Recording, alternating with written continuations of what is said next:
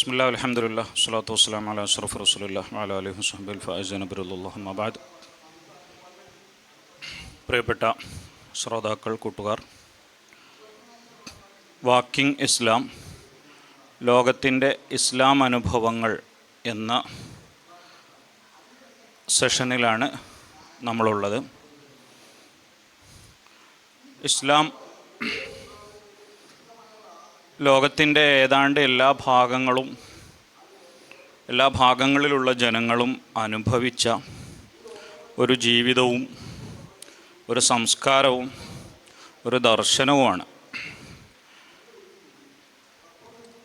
ഇസ്ലാം എന്ന് പറയുമ്പോൾ സ്വാഭാവികമായിട്ട് നമ്മൾ ഉദ്ദേശിക്കുന്നത് ഹബീബായ റസൂലുള്ളാഹി സ്വല്ലല്ലാഹു അലൈഹി വസല്ലം തങ്ങളിലൂടെ അവതരിപ്പിക്കപ്പെട്ട അതിൻ്റെ ലേറ്റസ്റ്റ് വേർഷൻ അറേബ്യയിൽ നിന്ന് ആരംഭിച്ച് അവിടുത്തെ കാലത്ത് തന്നെ അറേബ്യയുടെ പുറത്തേക്ക് സഞ്ചാരം ആരംഭിക്കുകയും വളരെ കുറഞ്ഞ കാലം കൊണ്ട് തന്നെ എല്ലാ ഭൂഖണ്ഡങ്ങളിലും മനുഷ്യവാസം ഉള്ളതായി അറിയപ്പെട്ടിരുന്ന എല്ലാ ഭൂഖണ്ഡങ്ങളിലും എത്തിച്ചേരുകയും എല്ലാ ദേശങ്ങളിലെയും ജനത്തെയും ജീവിതത്തെയും സംസ്കാരത്തെയും വിജ്ഞാനത്തെയുമൊക്കെ പൂർണ്ണമായി പരിവർത്തിപ്പിക്കുകയും ചെയ്ത ഒരു വലിയ മൂവ്മെൻ്റാണ്. 2-3 രീതിയിൽ ചുരുങ്ങിയത് ലോകം ഇസ്ലാമിനെ സ്വീകരിക്കുകയും അനുഭവിക്കുകയും ചെയ്തിട്ടുണ്ട്. എന്ന് പറഞ്ഞാൽ ഇസ്ലാം ആദ്യമായി ഇൻട്രൊഡ്യൂസ് ചെയ്യപ്പെടുകയും ഇസ്ലാമിലേക്ക് ലോകത്തെ വ്യത്യസ്ത ജനതകൾ കടന്നു വരികയും ചെയ്തത് വ്യത്യസ്തമായ രീതികളിലുണ്ട്.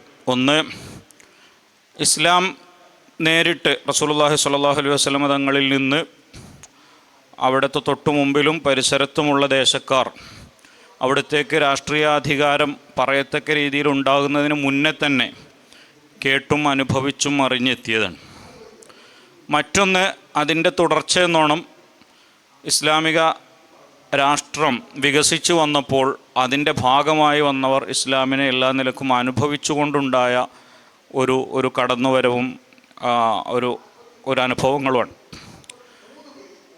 അതോടൊപ്പം തന്നെ രാഷ്ട്രീയമായി ഇസ്ലാമിനെ പറയത്തക്ക അല്ലെങ്കിൽ മുസ്ലിങ്ങൾക്ക് പറയത്തക്ക അധികാരങ്ങളോ പറയത്തക്ക സ്വാധീനങ്ങളോ ഇല്ലാത്ത എത്രയോ ദേശങ്ങളും ജനതകളും ഇസ്ലാമിലേക്ക് കടന്നു വന്നിട്ടുണ്ട്. ഏഷ്യയിലേക്ക് പല ഭാഗങ്ങളും അങ്ങനെയാണ്. അപ്പോൾ അവരുടെ അനുഭവങ്ങൾ തീർത്തും വേറിട്ട ഒന്നാണ്. ഇപ്പോൾ കേരളത്തിൻ്റെ അന്തരീക്ഷം പോലും അങ്ങനെയാണ്. രാഷ്ട്രീയമായ ഒരു അധികാരത്തിൻ്റെ തണലോ ഒന്നും ഇല്ലാതെയാണ് കേരളം പോലത്തെ ഒരു ദേശം ഇസ്ലാമിനെ എക്കാലത്തും അനുഭവിച്ചിട്ടുള്ളത്. ഇന്ന് യൂറോപ്പിൻ്റെയും അതുപോലെ പാശ്ചാത്യൻ ദേശങ്ങളുടെയും വ്യത്യസ്ത ഭാഗങ്ങളിൽ പുതിയ പുതിയ ജനതകൾ ഇസ്ലാമിനെ കൂടുതലായി അനുഭവിച്ചു വരുന്ന കാഴ്ചകളും നമ്മുടെ മുമ്പിലുണ്ട്. അങ്ങനെ ഇസ്ലാം എന്ന ഈ ഒരു ദർശനത്തെ ലോകം എങ്ങനെയൊക്കെയാണ് അനുഭവിക്കുന്നത്, ഇസ്ലാം എങ്ങനെയൊക്കെയാണ് വ്യത്യസ്ത ദേശങ്ങളിൽ എത്തിയത്, എങ്ങനെയൊക്കെയാണ് ഇസ്ലാം വ്യത്യസ്ത ദേശങ്ങളിൽ സ്വീകരിക്കപ്പെട്ടത്, അത് രാഷ്ട്രീയാധികാരത്തിൻ്റെ സ്വാധീനം മാത്രമാണോ ഇസ്ലാമിനെ അങ്ങനെ സ്വീകാര്യമാക്കിയത്, അല്ല എന്ന ആധുനിക കാലത്തെ അനുഭവങ്ങൾ നമ്മുടെ മുമ്പിലുണ്ട്. എന്നാലും അത്തരം ആരോപണങ്ങൾ നമ്മുടെ പശ്ചാത്തലത്തിലുണ്ടല്ലോ. അപ്പോൾ അതിൻ്റെയൊക്കെ ഒരു എന്താ പറയുക, ഇത്തരം വിഷയങ്ങളിലൂടെയുള്ള ഒരു കടന്നുപോക്കാണ് ഇൻഷാ അല്ലാഹ് ഈ സെഷൻ. പ്രിയപ്പെട്ട ചെറൂർ അബ്ദുള്ള ഉസ്താദിനെ നമ്മുടെ സെഷൻ നയിക്കാൻ വേണ്ടി ആദരപൂർവ്വം ക്ഷണിച്ചുകൊണ്ട് ഇൻഷാ അല്ലാഹ് നമുക്ക് ചർച്ചകളിലേക്ക് കടക്കാം. നേരത്തെ ഇവിടെ സൂചിപ്പിച്ചതുപോലെ തന്നെ ലോകത്തിൻ്റെ എല്ലാ ഭാഗങ്ങളിലേക്കും ഇസ്ലാം ഒഴുകിയെത്തിയിട്ടുണ്ട്. ഏത് വിദൂരമായ സ്ഥലത്ത് ചെന്നാലും കുറച്ച് മുസ്ലിങ്ങളെ ഇന്ന് നമുക്ക് കാണാൻ കിട്ടും. അതില്ലാത്ത ഒരു സ്ഥലവും ഇന്ന് ലോകത്തില്ല. അത് ഭയങ്കര ഒരു അത്ഭുതകരമായ കാര്യമാണ്. ഇപ്പോൾ കഴിഞ്ഞ മാസം ഞാൻ ഒരു സ്ഥലത്ത് പോയി, ഗ്രാൻഡ് കനേറിയ എന്ന് പറയുന്നത്. ഗ്രാൻഡ് കനേറിയ നിങ്ങൾ ഗൂഗിൾ മാപ്പ് എടുത്തിട്ട് അടിച്ചാൽ കിട്ടുന്നൊരു സ്ഥലം മൊറോക്കോൻ്റെ സഹാറ മരുഭൂമിയുടെ പടിഞ്ഞാറ് അറ്റ്ലാന്റിക് സമുദ്രത്തിലുള്ള ഒരു ദ്വീപ് സമൂഹമാണ്. വളരെ വിദൂരമാണത്. മൊറോക്കോൻ്റെയും പടിഞ്ഞാറ് അവിടേക്ക് സ്പെയിനിലെ ബാർസലോണയിൽ നിന്ന് ഒരു 3.5 മണിക്കൂർ ഫ്ലൈറ്റ് യാത്ര ചെയ്യണം അവിടെ എത്തണമെങ്കിൽ. ഒന്നുമല്ല, ചെറിയ ദ്വീപാണ്, വളരെ ചെറിയ ദ്വീപ്. മഹാനായ ഉഖ്ബത്ത് ബിൻ നാഫി റളിയല്ലാഹു അൻഹു മൊറോക്കോ കംപ്ലീറ്റ് കീഴടക്കിയതിൻ്റെ ശേഷം കടലിലേക്ക് തൻ്റെ കുതിരനെ ഇറക്കി നിർത്തിയ ഒരു സംഭവമുണ്ട്. കുതിരപ്പുറത്ത് വന്നിട്ട് മുപ്പരും കൂടെയുള്ളവരും കൂടി കടലിലേക്ക്, അറ്റ്ലാന്റിക് സമുദ്രത്തിലേക്ക് കുതിരനെ ഇറക്കി നിർത്തിയിട്ട് പറഞ്ഞു, അല്ലാഹുവേ, നിൻ്റെ ഭൂമി ഇവിടെ അവസാനിച്ചതുകൊണ്ട് ഞാൻ നിർത്തുകയാണ്. ഇനിയും എൻ്റെ മുന്നിൽ രാജ്യങ്ങൾ ഉണ്ടായിരുന്നെങ്കിൽ ഞാനത് കീഴടക്കുമായിരുന്നു എന്ന് പറഞ്ഞിട്ടുണ്ട്. അപ്പോൾ അന്ന് ഇതിൻ്റെ പടിഞ്ഞാറ് ഭാഗത്ത് രാജ്യം ഉണ്ടോയെന്ന് അറിയില്ല. മൊറോക്കോൻ്റെ പടിഞ്ഞാറ് അറ്റ്ലാന്റിക്കിൻ്റെ അപ്പുറത്ത് ഏതെങ്കിലും രാജ്യങ്ങളുണ്ടോയെന്ന് അന്ന് 1400 കൊല്ലം മുമ്പല്ലേ, അന്നത് അറിയില്ല. അമേരിക്ക എന്ന രാജ്യത്തെക്കുറിച്ച് തന്നെ ലോകം അറിഞ്ഞിട്ട് 500 കൊല്ലമല്ലേ ആയിട്ടുള്ളൂ. അവിടുന്ന് പടിഞ്ഞാറോട്ട് ഇപ്പോൾ 4500 കിലോമീറ്റർ പോയാൽ വാഷിങ്ടണിലെത്തും, അറ്റ്ലാന്റിക് മുറിച്ച് കിടന്നാൽ. പക്ഷെ അങ്ങനെ രാജ്യമുണ്ട് എന്നുള്ളതെന്ന് സങ്കല്പിക്കാൻ കഴിയില്ലല്ലോ. അന്നല്ല, അത് കഴിഞ്ഞ് ഏതാണ്ട് 900 വർഷമായിട്ടും കഴിഞ്ഞിട്ടില്ല അതിൻ്റെ പടിഞ്ഞാറ് രാജ്യമുണ്ട് എന്ന് കണ്ടെത്താൻ കഴിഞ്ഞിട്ടില്ല. കൊളംബസിൻ്റെ കാലഘട്ടത്തിലാണ് പിന്നെ നടക്കുന്നത്. അപ്പോൾ ഈ ദ്വീപ്പൊന്നും അന്നിപ്പോൾ സങ്കല്പത്തിലുള്ളതല്ല. പക്ഷെ ആ ദ്വീപ്പിൽ ചെല്ലുമ്പോൾ അവിടെ മുസ്ലിങ്ങളുണ്ട്. ഒരു 5-6 പള്ളികളുണ്ട്, നല്ല പള്ളികൾ തന്നെ. അവിടെ മുസ്ലിങ്ങളുണ്ട്. അവർ മാലിക്കി മദ്ഹബുകാരാണ്. ഞാൻ എൻ്റെ ഫേസ്ബുക്കിൽ എൻ്റെ ചെറിയൊരു പോസ്റ്റ് ഇട്ടിരുന്നത്. അവരുടെ ഖുർആനുണ്ട്, വർഷൻ്റെ ഖിറാഅത്ത് അനുസരിച്ചുള്ള ഖുർആനാണ്. അത് മൊറോക്കോയിൽ അച്ചടിക്കുന്നതാണ്. മലിക്കി എന്നൊക്കെയാണ് അതിൽ കാണുക. അതുപോലെ പുള്ളികളൊക്കെ വ്യത്യസ്തമാണ്. പിന്നെ ഖാഫിൻ്റെ പുള്ളി ഒന്നേ ഉണ്ടാവുള്ളൂ, ഫാഇന് അടിയിലാണ് പുള്ളി ഉണ്ടാവുക, അങ്ങനെയൊക്കെയാണ്. വളരെ വ്യത്യസ്തമാണ്. അപ്പോൾ ഞാൻ എന്തിനാ പറഞ്ഞതെന്ന് വെച്ചാൽ, അത്രയും വിദൂരമായൊരു സ്ഥലത്ത് ചെല്ലുമ്പോൾ അവിടെയും മുസ്ലിങ്ങളാണ്. അതും നല്ല പള്ളിയും ഖുർആനൊക്കെ ഓതുന്ന നല്ല മുസ്ലിങ്ങൾ. അപ്പോൾ അവരെത്രയോ വർഷങ്ങൾക്ക് മുമ്പ് മൊറോക്കോയിൽ നിന്ന്, അതുപോലെ തന്നെ സ്പെയിനിൽ നിന്ന്, മിസ്റിൽ നിന്നൊക്കെ കുടിയേറിപ്പോയ ആളുകളാണ്. ഇപ്പോൾ സ്പെയിനിലെ കൂട്ടക്കൊല ഉണ്ടായ സമയത്തൊക്കെ അവിടുന്ന് അടിച്ചോടിക്കപ്പെട്ടിട്ട് അവരെങ്ങനെയോ അവിടെ എത്തിപ്പെട്ടവരായിരിക്കും അവർ. അപ്പോൾ ലോകത്തെവിടെയും മുസ്ലിങ്ങളുണ്ട്. എങ്ങനെ ഇത് സംഭവിച്ചു എന്ന് ചോദിച്ചാൽ അതിന് ഒരുപാട് കാരണങ്ങളുണ്ട്. ഒരു കാരണം മാത്രമല്ല, ഈ രാഷ്ട്രീയമായ മുന്നേറ്റം അതിൻ്റെ ഒരു പ്രധാന ഘടകം തന്നെയാണ്. അത് ഇല്ലാത്തതൊന്നുമല്ല. റസൂലുള്ളാഹി സ്വല്ലല്ലാഹു അലൈഹി വസല്ലം തങ്ങൾ മദീനയിൽ ഭദ്രമായൊരു ഭരണ സംവിധാനം സ്ഥാപിച്ചതിൻ്റെ ശേഷം റസൂലിന് നേതൃത്വം കൊടുത്ത ഒരുപാട് സൈനിക മുന്നേറ്റം ഉണ്ടായിട്ടുണ്ട്. നേരത്തെ ധൂമത്തുൽ ജന്തലിലേക്ക് റസൂലുള്ളാഹി യാത്ര ചെയ്ത ദീർഘമായൊരു യാത്ര, 2 യാത്രയാണ് ഉള്ളത്. ഒന്ന് ധൂമത്തുൽ ജന്തലും, ഒന്ന് തബൂക്കും, മദീനയിൽ നിന്ന്. അതിലും ദീർഘമായൊരു യാത്ര റസൂൽ എവിടെയും ചെന്നിട്ടില്ല. അപ്പോൾ എന്തിനാണ് ഇത്രയും ദീർഘമായിട്ട് യാത്ര ചെയ്തത്? അതായത് ഓരോ പ്രദേശത്തുള്ള ആ കാലഘട്ടത്തിലുള്ള അധികാരം ഉള്ള ആളുകൾ, ജനങ്ങൾ നിഷ്കളങ്കരാണ്. ജനങ്ങളെ അടുത്തേക്കല്ല ഇപ്പോൾ ഈ ആയുധമായിട്ടോ അല്ലെങ്കിൽ യുദ്ധമായിട്ടോ പോകുന്ന ജനങ്ങളിലേക്കല്ല, ഭരണകൂടങ്ങളിലേക്കാണ്. അവർ സ്വാഭാവികമായിട്ടും ആ കാലഘട്ടമല്ലേ, ജാഹിലിയത്തിൻ്റെ കാലഘട്ടമാണ്. അവർ അതിക്രമകാരികളായിരിക്കും, അല്ലെങ്കിൽ അവരുടെ വിശ്വാസങ്ങളിൽ ജനങ്ങളെ നിർബന്ധിച്ചു നിർത്തുന്നവരായിരിക്കും. അങ്ങനെയൊക്കെയുള്ള സമൂഹമാണ് ചുറ്റുഭാഗത്തുണ്ടായിരുന്നത്.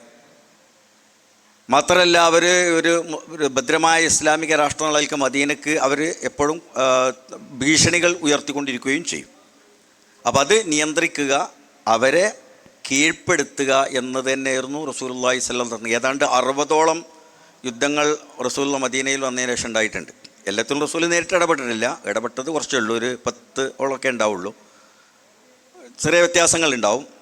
ബാക്കിയുള്ളതൊക്കെ സൈന്യത്തെ റസൂൽ അയച്ചതാണ്. ഓരോരുത്തരുടെ നേതൃത്വത്തിൽ ഓരോ വ്യക്തിനെ നേതാവാക്കി അയച്ചതാണ്. അപ്പോൾ ആ മുന്നേറ്റങ്ങൾ, അതാണ് ആ അറേബ്യൻ ഉപദ്വീപ്, ഷാമിൻ്റെ അതിർത്തി വരെയുള്ള അറേബ്യൻ ഉപദ്വീപ് സമ്പൂർണ്ണമായി ഇസ്ലാമിൽ വരാൻ പ്രധാന ഘടകം ആ നീക്കങ്ങൾ തന്നെയാണ്.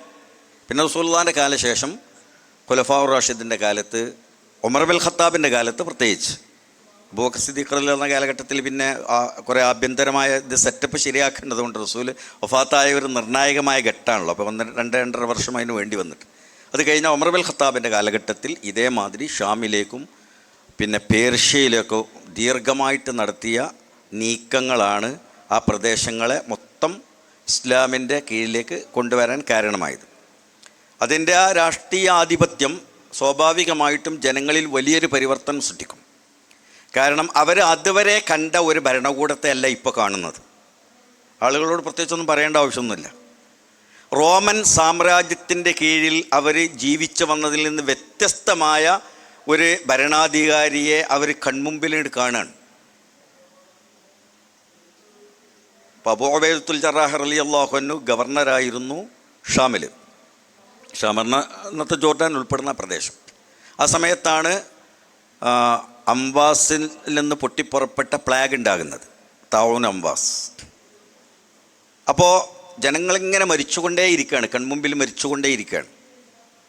ഉമർ അൽ ഖത്താബ് റളിയല്ലാഹു അൻഹു ഖലീഫയാണ്. ഉടനെ കത്തയക്കുകയാണ്. കത്തയക്കച്ച ഒരാളെ കയ്യിൽ കത്ത് കൊടുത്തേക്കാണ്. വേറെ ഒന്നുമില്ല അതിൽ. സാധാരണ ഒരുപാട് നിർദ്ദേശങ്ങളും ഡയറക്ഷനൊക്കെ ഉണ്ടാവും. ഒന്നുമില്ല, കത്ത് കിട്ടിയ ഉടനെ മദീനയിലേക്ക് പുറപ്പെടണം. ആ കത്ത് ഒരാൾ കുതിരപ്പുറത്ത് പറന്നു പോകണം. മദീനയിൽ നിന്ന് ജോർഡാനിലേക്ക്, അമ്മാനിലേക്ക് എത്ര ദൂരമുണ്ട് നിങ്ങൾ ഗൂഗിൾ മാപ്പ് എടുത്തുകൊണ്ട് സെർച്ച് ചെയ്ത് നോക്കണം. അത്രയും ദൂരം കുതിരപ്പുറത്ത് വേണം അവിടെ എത്താൻ. അപ്പോൾ അവിടെ എത്തി കത്ത് കൊടുത്ത്, ആ കത്ത് ഒറ്റ വരികയേ ഉള്ളൂ, ഈ കത്ത് കിട്ടിയ ഉടനെ പുറപ്പെടണം. അപ്പോൾ ഈ കൊണ്ടുപോയ ആളവിടെ മുന്നിൽ ഇരിക്കുന്നുണ്ട്. മൂപ്പര് ഈ കത്ത് വായിച്ചിട്ട് കരയാണ്, അത് ചുംബിക്കുകയാണ്. അപ്പോൾ ആ കടലാസ് നനഞ്ഞു പോവാണ്.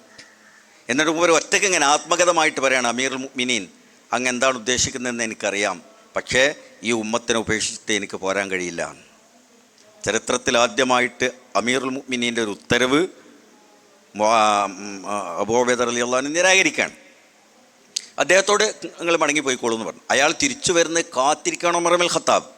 അപ്പോൾ ഇയാളിങ്ങനെ അതേ സ്പീഡിൽ തിരിച്ചു വന്ന് മദീനത്ത് വന്ന് ഉടനെ ഓടി ചെന്നിട്ട് ഉമർ ഇബ്നുൽ ഖത്താബ് അങ്ങോട്ട് ചോദിക്കുകയാണ്, കണ്ടില്ലേ അബൂ ഉബൈദയെ? കണ്ടു. എന്നിട്ട് കത്ത് കൊടുത്തു. എന്താ പറഞ്ഞത്? എന്നോടൊന്നും പറഞ്ഞില്ല, പക്ഷെ മൂപ്പര കത്ത് വായിച്ച് ഒരുപാട് കരഞ്ഞു. എന്നിട്ടിങ്ങനെ സ്വയം പറയുന്നുണ്ട്, അമീറുൽ മുഅ്മിനീൻ, എനിക്ക് ഈ അവസ്ഥയിൽ എൻ്റെ ഈ ഉമ്മത്ത് മരിച്ചുകൊണ്ടിരിക്കുമ്പോൾ എനിക്ക് പോരാൻ പറ്റില്ല എന്ന് പറയും. അപ്പോൾ ഉമർ ഇബ്നുൽ ഖത്താബ് കരഞ്ഞുപോയി. എന്നിട്ട് പറയാണ്, സമയത്ത് റസൂലുള്ളാഹി സ്വല്ലല്ലാഹു അലൈഹി വസല്ലം യഖൂൽ ലികുല്ലി ഉമ്മത്തിൻ അമീൻ വ അമീനു ഹാദിഹിൽ ഉമ്മ അബൂ ഉബൈദ ആമിർ ഇബ്നുൽ ജറാഹ്. ഏത് ഉമ്മത്തിനും അമീനായ ഒരു ലീഡർ ഉണ്ടാവും. എൻ്റെ ഉമ്മത്തിലെ അമീനായ ലീഡർ അബൂ ഉബൈദ ആമിർ ഇബ്നുൽ ജറാഹ് ആണെന്ന് റസൂലുള്ളാഹി പറയുന്നത് ഞാൻ കേട്ടിട്ടുണ്ട്. അപ്പോൾ ഒരു ജനത അവർക്കൊരു പുതിയൊരു ഭരണാധികാരി കിട്ടുമ്പോൾ ആ ഭരണാധികാരി അവരെ അനുഭവിക്കുകയാണ്. ആ ജനങ്ങൾ മൊത്തം ഇസ്ലാം സ്വീകരിക്കൂലേ? ഇസ്ലാമിനെ അവർ ഉൾക്കൊള്ളൂലേ? ശരിക്കും അബൂ ഉബൈദ റളിയല്ലാഹു അൻഹുവിനെ രക്ഷിക്കാനാണ് ഉമർ റളിയല്ലാഹു അൻഹു വിളിച്ചത്. മൂപ്പര് അതിൽ കുടുങ്ങാതിരിക്കാൻ വേണ്ടിയിട്ട്. പക്ഷെ മൂപ്പര് പോരല്ല ചെയ്യണത്. അപ്പോൾ ഏതൊരു ഭരണാധികാരിയും ഇപ്പം നമുക്കറിയാലോ, അവരെ സെക്യൂരിറ്റിയാണ് ഇപ്പോൾ കാര്യമായിട്ട് നോക്കുന്നത്. നാട്ടുകാർക്ക് എന്ത് പറ്റിയെന്നല്ലല്ലോ, അല്ലേ? എല്ലാ അധികാരികളും അവരുടെ സെക്യൂരിറ്റിയാണ് നോക്കുന്നത്.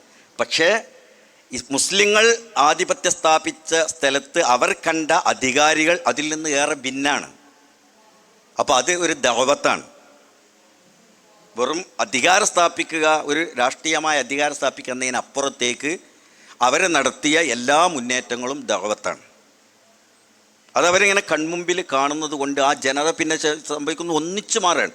ഒന്നോ രണ്ടോ ആളുകൾ ഇസ്ലാം സ്വീകരിക്കല്ല, ആ ജനത ഒന്നിച്ച് ഇവരുടെ ഒരു ഭയങ്കര ഫാൻസായിട്ട് മാറിയിട്ട് അവർക്ക് വേണ്ടിയിട്ട് ആണ്ട് ജീവിക്കുകയാണ് അവർ ചെയ്യുന്നത്. അവരിൽ നിന്ന് അവർ ഇസ്ലാമിനെ, ശരിയായ ഇസ്ലാമിനെ, നീതിയുടെ, നന്മയുടെ, പിന്നെ കാരുണ്യത്തിൻ്റെ ഒക്കെ ദീൻ അവരായിട്ട് കണ്ടെത്തുകയാണ് ചെയ്യുന്നത്. ആ തരത്തിലുള്ള ഒരു സൈനിക നീക്കങ്ങളാണ് ശരിക്കും പറഞ്ഞാൽ വലിയ ഒരു പ്രദേശങ്ങളിലും സംഭവിച്ചിട്ടുള്ളത്. അതായത് ഏതാണ്ട് 8000 കിലോമീറ്റർ. ഇന്ന് അങ്ങനത്തെ ഒരു വിശാലമായൊരു രാജ്യത്തെ കാണാൻ കഴിയില്ല. ചൈനയുടെ അതിർത്തി മുതൽ മൊറോക്കോ വരെയുള്ള 8000 മൈൽ ഒരൊറ്റ ഖിലാഫത്തിൻ്റെ കീഴിൽ വന്ന ഒരു കാലഘട്ടം ഉണ്ടായിട്ടുണ്ട്. ഈ രാജ്യമൊക്കെ, അതായത് ഒരു ഖിലാഫത്തിൻ്റെ അധികാരത്തിൻ്റെ കീഴിൽ വന്ന ഒരു കാലഘട്ടം. അപ്പോൾ എത്ര പ്രവിശാലമായി, ഇന്ന് പല എത്ര രാജ്യങ്ങളുടെ എണ്ണി നോക്കണം. ഇന്ന് ഐക്യരാഷ്ട്രസഭയിലുള്ള മഹാഭൂരിഭാഗം രാജ്യങ്ങളും ഇപ്പം അതിൻ്റെ ഉള്ളിലുണ്ട്, ഇപ്പറഞ്ഞ ഏരിയയിലുണ്ട് നല്ലൊരു ശതമാനം. പക്ഷെ അതൊന്ന് ഒറ്റ രാജ്യമാണ്, ഒരു ഖലീഫയാണ്. ബഗ്ദാദിൽ നിന്നിട്ട് ആ ഒരു ഖലീഫ ഈ രാജ്യങ്ങളെ ഭരിക്കുകയാണ് ചെയ്യുന്നത്. അപ്പോൾ എത്രമാത്രം ആ ജനതയിലേക്ക് ഖലീഫയുടെ പ്രതിനിധികൾ ദീനുമായിട്ട് കടന്നു ചെന്നു എന്നാണ് നമ്മളതിൽ മനസ്സിലാക്കേണ്ടത്. അപ്പോൾ അതിൽ വളർന്നു വന്ന ഈ ഉലമാക്കളൊക്കെ അതിൻ്റെ കീഴിൽ വളർന്നു വന്നവരാണ്. ഇപ്പോൾ ഷാം അന്ന് കീഴടക്കിയിട്ടില്ലെങ്കിൽ ഗസയിൽ നിന്ന് മുഹമ്മദ് ബിൻ ഇദ്രീസ് ഷാഫി എന്ന് പറയുന്ന ഒരാളുണ്ടാവില്ലല്ലോ. ഏതൊരു കുട്ടിയല്ലേ ആയിരിക്കുണ്ടാകുക? ഇത് മുഹമ്മദ് ബിൻ ഇദ്രീസ് ഷാഫി പറഞ്ഞൊരു പണ്ഡിതായത് ഗസ അന്ന് ഷാമിൻ്റെ ഭാഗമായിരുന്ന ഗസ അബൂ ഉബൈദ കീഴടക്കിയതുകൊണ്ടല്ലേ? അല്ലെങ്കിൽ സംഭവിക്കോ? മധ്യേഷ്യ കീഴടക്കിയിട്ടില്ലായിരുന്നെങ്കിൽ ബുഖാറയിൽ നിന്ന് മുഹമ്മദ് ബിൻ ഇസ്മായിൽ ബുഖാരി എന്ന് പറയുന്ന ഒരാളുണ്ടാവുമോ? ഉണ്ടാവുമായിരുന്നില്ലല്ലോ. അപ്പോൾ ഇസ്ലാം ഇന്ന് കാണുന്ന ഈ സർവ്വവിജ്ഞാനത്തിൻ്റെ ഉലമാക്കളൊക്കെ ഉദിച്ചു വന്നത് ഈ അധിനിവേശ പ്രദേശങ്ങളിൽ നിന്നാണ്. ആ അധിനിവേശ പ്രദേശങ്ങളിലുള്ള പണ്ഡിതരും അവരുടെ മക്കളും അവരുടെ ഫാമിലികളിൽ നിന്നാണ് അതൊക്കെ വളർന്നു വരുന്നത്. ഇതൊരു വശം മാത്രമാണ് കേട്ടോ, എല്ലാം അങ്ങനെയാണെന്നല്ല ഞാൻ പറയുന്നത്. അതായത് അതിൻ്റെ ഒരു പാർട്ടാണ്. ഇത് പല കാഴ്ചപ്പാടുകളും പല രീതികളും, അത് ഏത് കാര്യത്തിലും അങ്ങനെ തന്നെയാണ്. പല രീതിയിലാണ് സംഭവിക്കുക. അങ്ങനെ പല കാരണങ്ങളും പല രീതിയിലാണ് സംഭവിക്കുക. ഇങ്ങനെ പറയുമ്പോൾ സ്വാഭാവികമായിട്ട് പുതിയ കാലത്ത് ഉള്ള ചില ആരോപണങ്ങളും കൂടി നമുക്ക് അഡ്രസ്സ് ചെയ്യാൻ തോന്നുന്നില്ല സാർ. അഥവാ പിന്നെ ഇങ്ങനെ കീഴടക്കുമ്പോൾ ഉണ്ടാകുന്ന മതം മാറ്റം എന്ന് പറഞ്ഞത് പലരും മനസ്സിലാക്കുന്നത് ഒരു തരം അടിച്ചേൽപ്പിക്കലിൻ്റെ ഭാഗമായിട്ടുള്ള മതം മാറ്റങ്ങളാണ്. നേരെ തിരിച്ചാണ്.